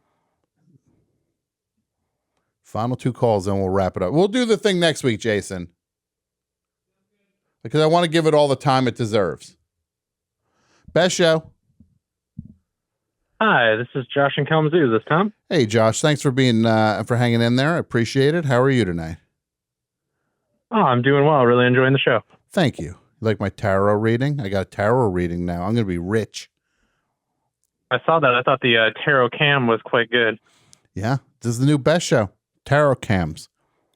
We got it all. I say, I said that thing about the best show going go with the Forever Dog. We ain't going to be paying for Mike to go and see a $150 ticket to go see. No, it ain't happening. So go ahead. What you got something for the topic, my friend? Yeah. So it's an audio one that used to really freak me out when I was a kid. What was that? The emergency broadcast system tone when it would come over the air, it would terrify me, and I would run away from my windows because I would just imagine a weird man is hiding beneath my window, which makes no sense. So when the emergency broadcasting, which is usually to say that there's like some weather situation, you in your mind twisted that to think this means a maniac is on the loose. A maniac is on the loose and at specifically my house, as though it was him broadcasting it, which again, well, Josh, makes literally no sense. that is strangely poetic, honestly. That you thought that thing was a personalized message. Like they wouldn't just go, Josh. Yeah, that might. There's a maniac in the house. They would still keep it like vague for everybody. Like, So yeah, that was my call for the topic that I wanted to share, as there weren't too many audio ones. But yeah, I appreciate taking the call and love the show, and it's super excited about the Forever Dog era of the show as well. Thanks, Josh. I really do appreciate it. I'm very excited also. Thanks for hanging on. We'll talk to you soon. You call anytime you want, buddy. Thank you. Y'all have a good night. Thanks, bye. Final call. Here we go. Hello, Best Show. Hi, this is Santi in Philly. Hey, Santi. It's Santi, right? Yeah, Santi. Santi, how are you tonight? You're a good caller. I want to know how you are. I'm good. I've got two things for you. One is a little bit of poking the bear news, and then one for the topic. Well, let's hear it. What do you got? So I'm curious. Have you heard about the people who are arrested for stealing Eagles lyrics? For stealing what? Eagles lyrics. Oh, like yes, lyric I've heard sheets about for Hotel that. California. Yeah, I heard about that. I I'm have curious, not. Go ahead. Yeah, what's your opinion on this crime? I just feel like the I don't know. I didn't know that they even wrote those lyrics down, honestly. That implies that they put thought into them. That's the most surprising part for me. Amazing. In the article they called Hotel California. The concept was like a Mexican reggae song. Mm-hmm. And talk about like a project as being doomed from the start right there. Yes. Bad news. Bad news. Okay, Bad news, well, that's for that. And then for the topic, I have been afraid when like out in the country and I look out a window, I'm very afraid that a face will suddenly just be pressed up against the glass. A face is going to be pressed up against glass, and that would just like a spooky face or just any face? Just a human. A human will be like right in my window looking at me. Terrifying. Absolutely terrifying. Yeah. Don't. And I actually just moved to like a rural town, so now I'm surrounded by windows like that, Mm-hmm. And I'm working through it. Well, but you're okay. It's not going to happen. It's not going to happen. Santi. Yeah.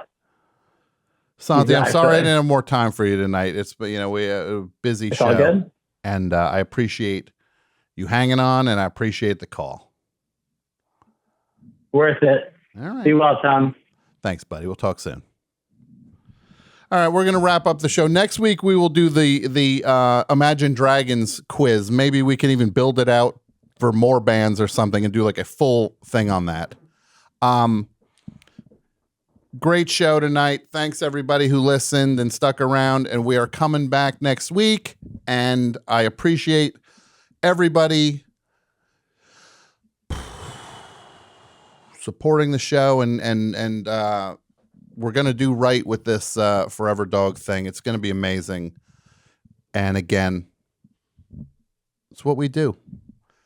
I believe we're going to have Sarah Marshall on the show next week, so get ready for that.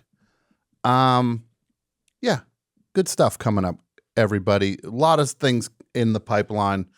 Excited about the Forever Dog thing and everything we can do with it. And, we're not going to let you down. That's all I can say.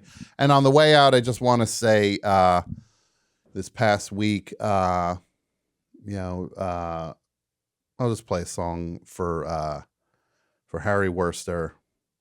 I'm going to play Horse with No Name by America, and rest in peace. And just nothing but love and peace from everybody who listens to this show and loves John and his family. We all, just condolences from everybody. And this this is for Harry Wurster, and we'll be back next week.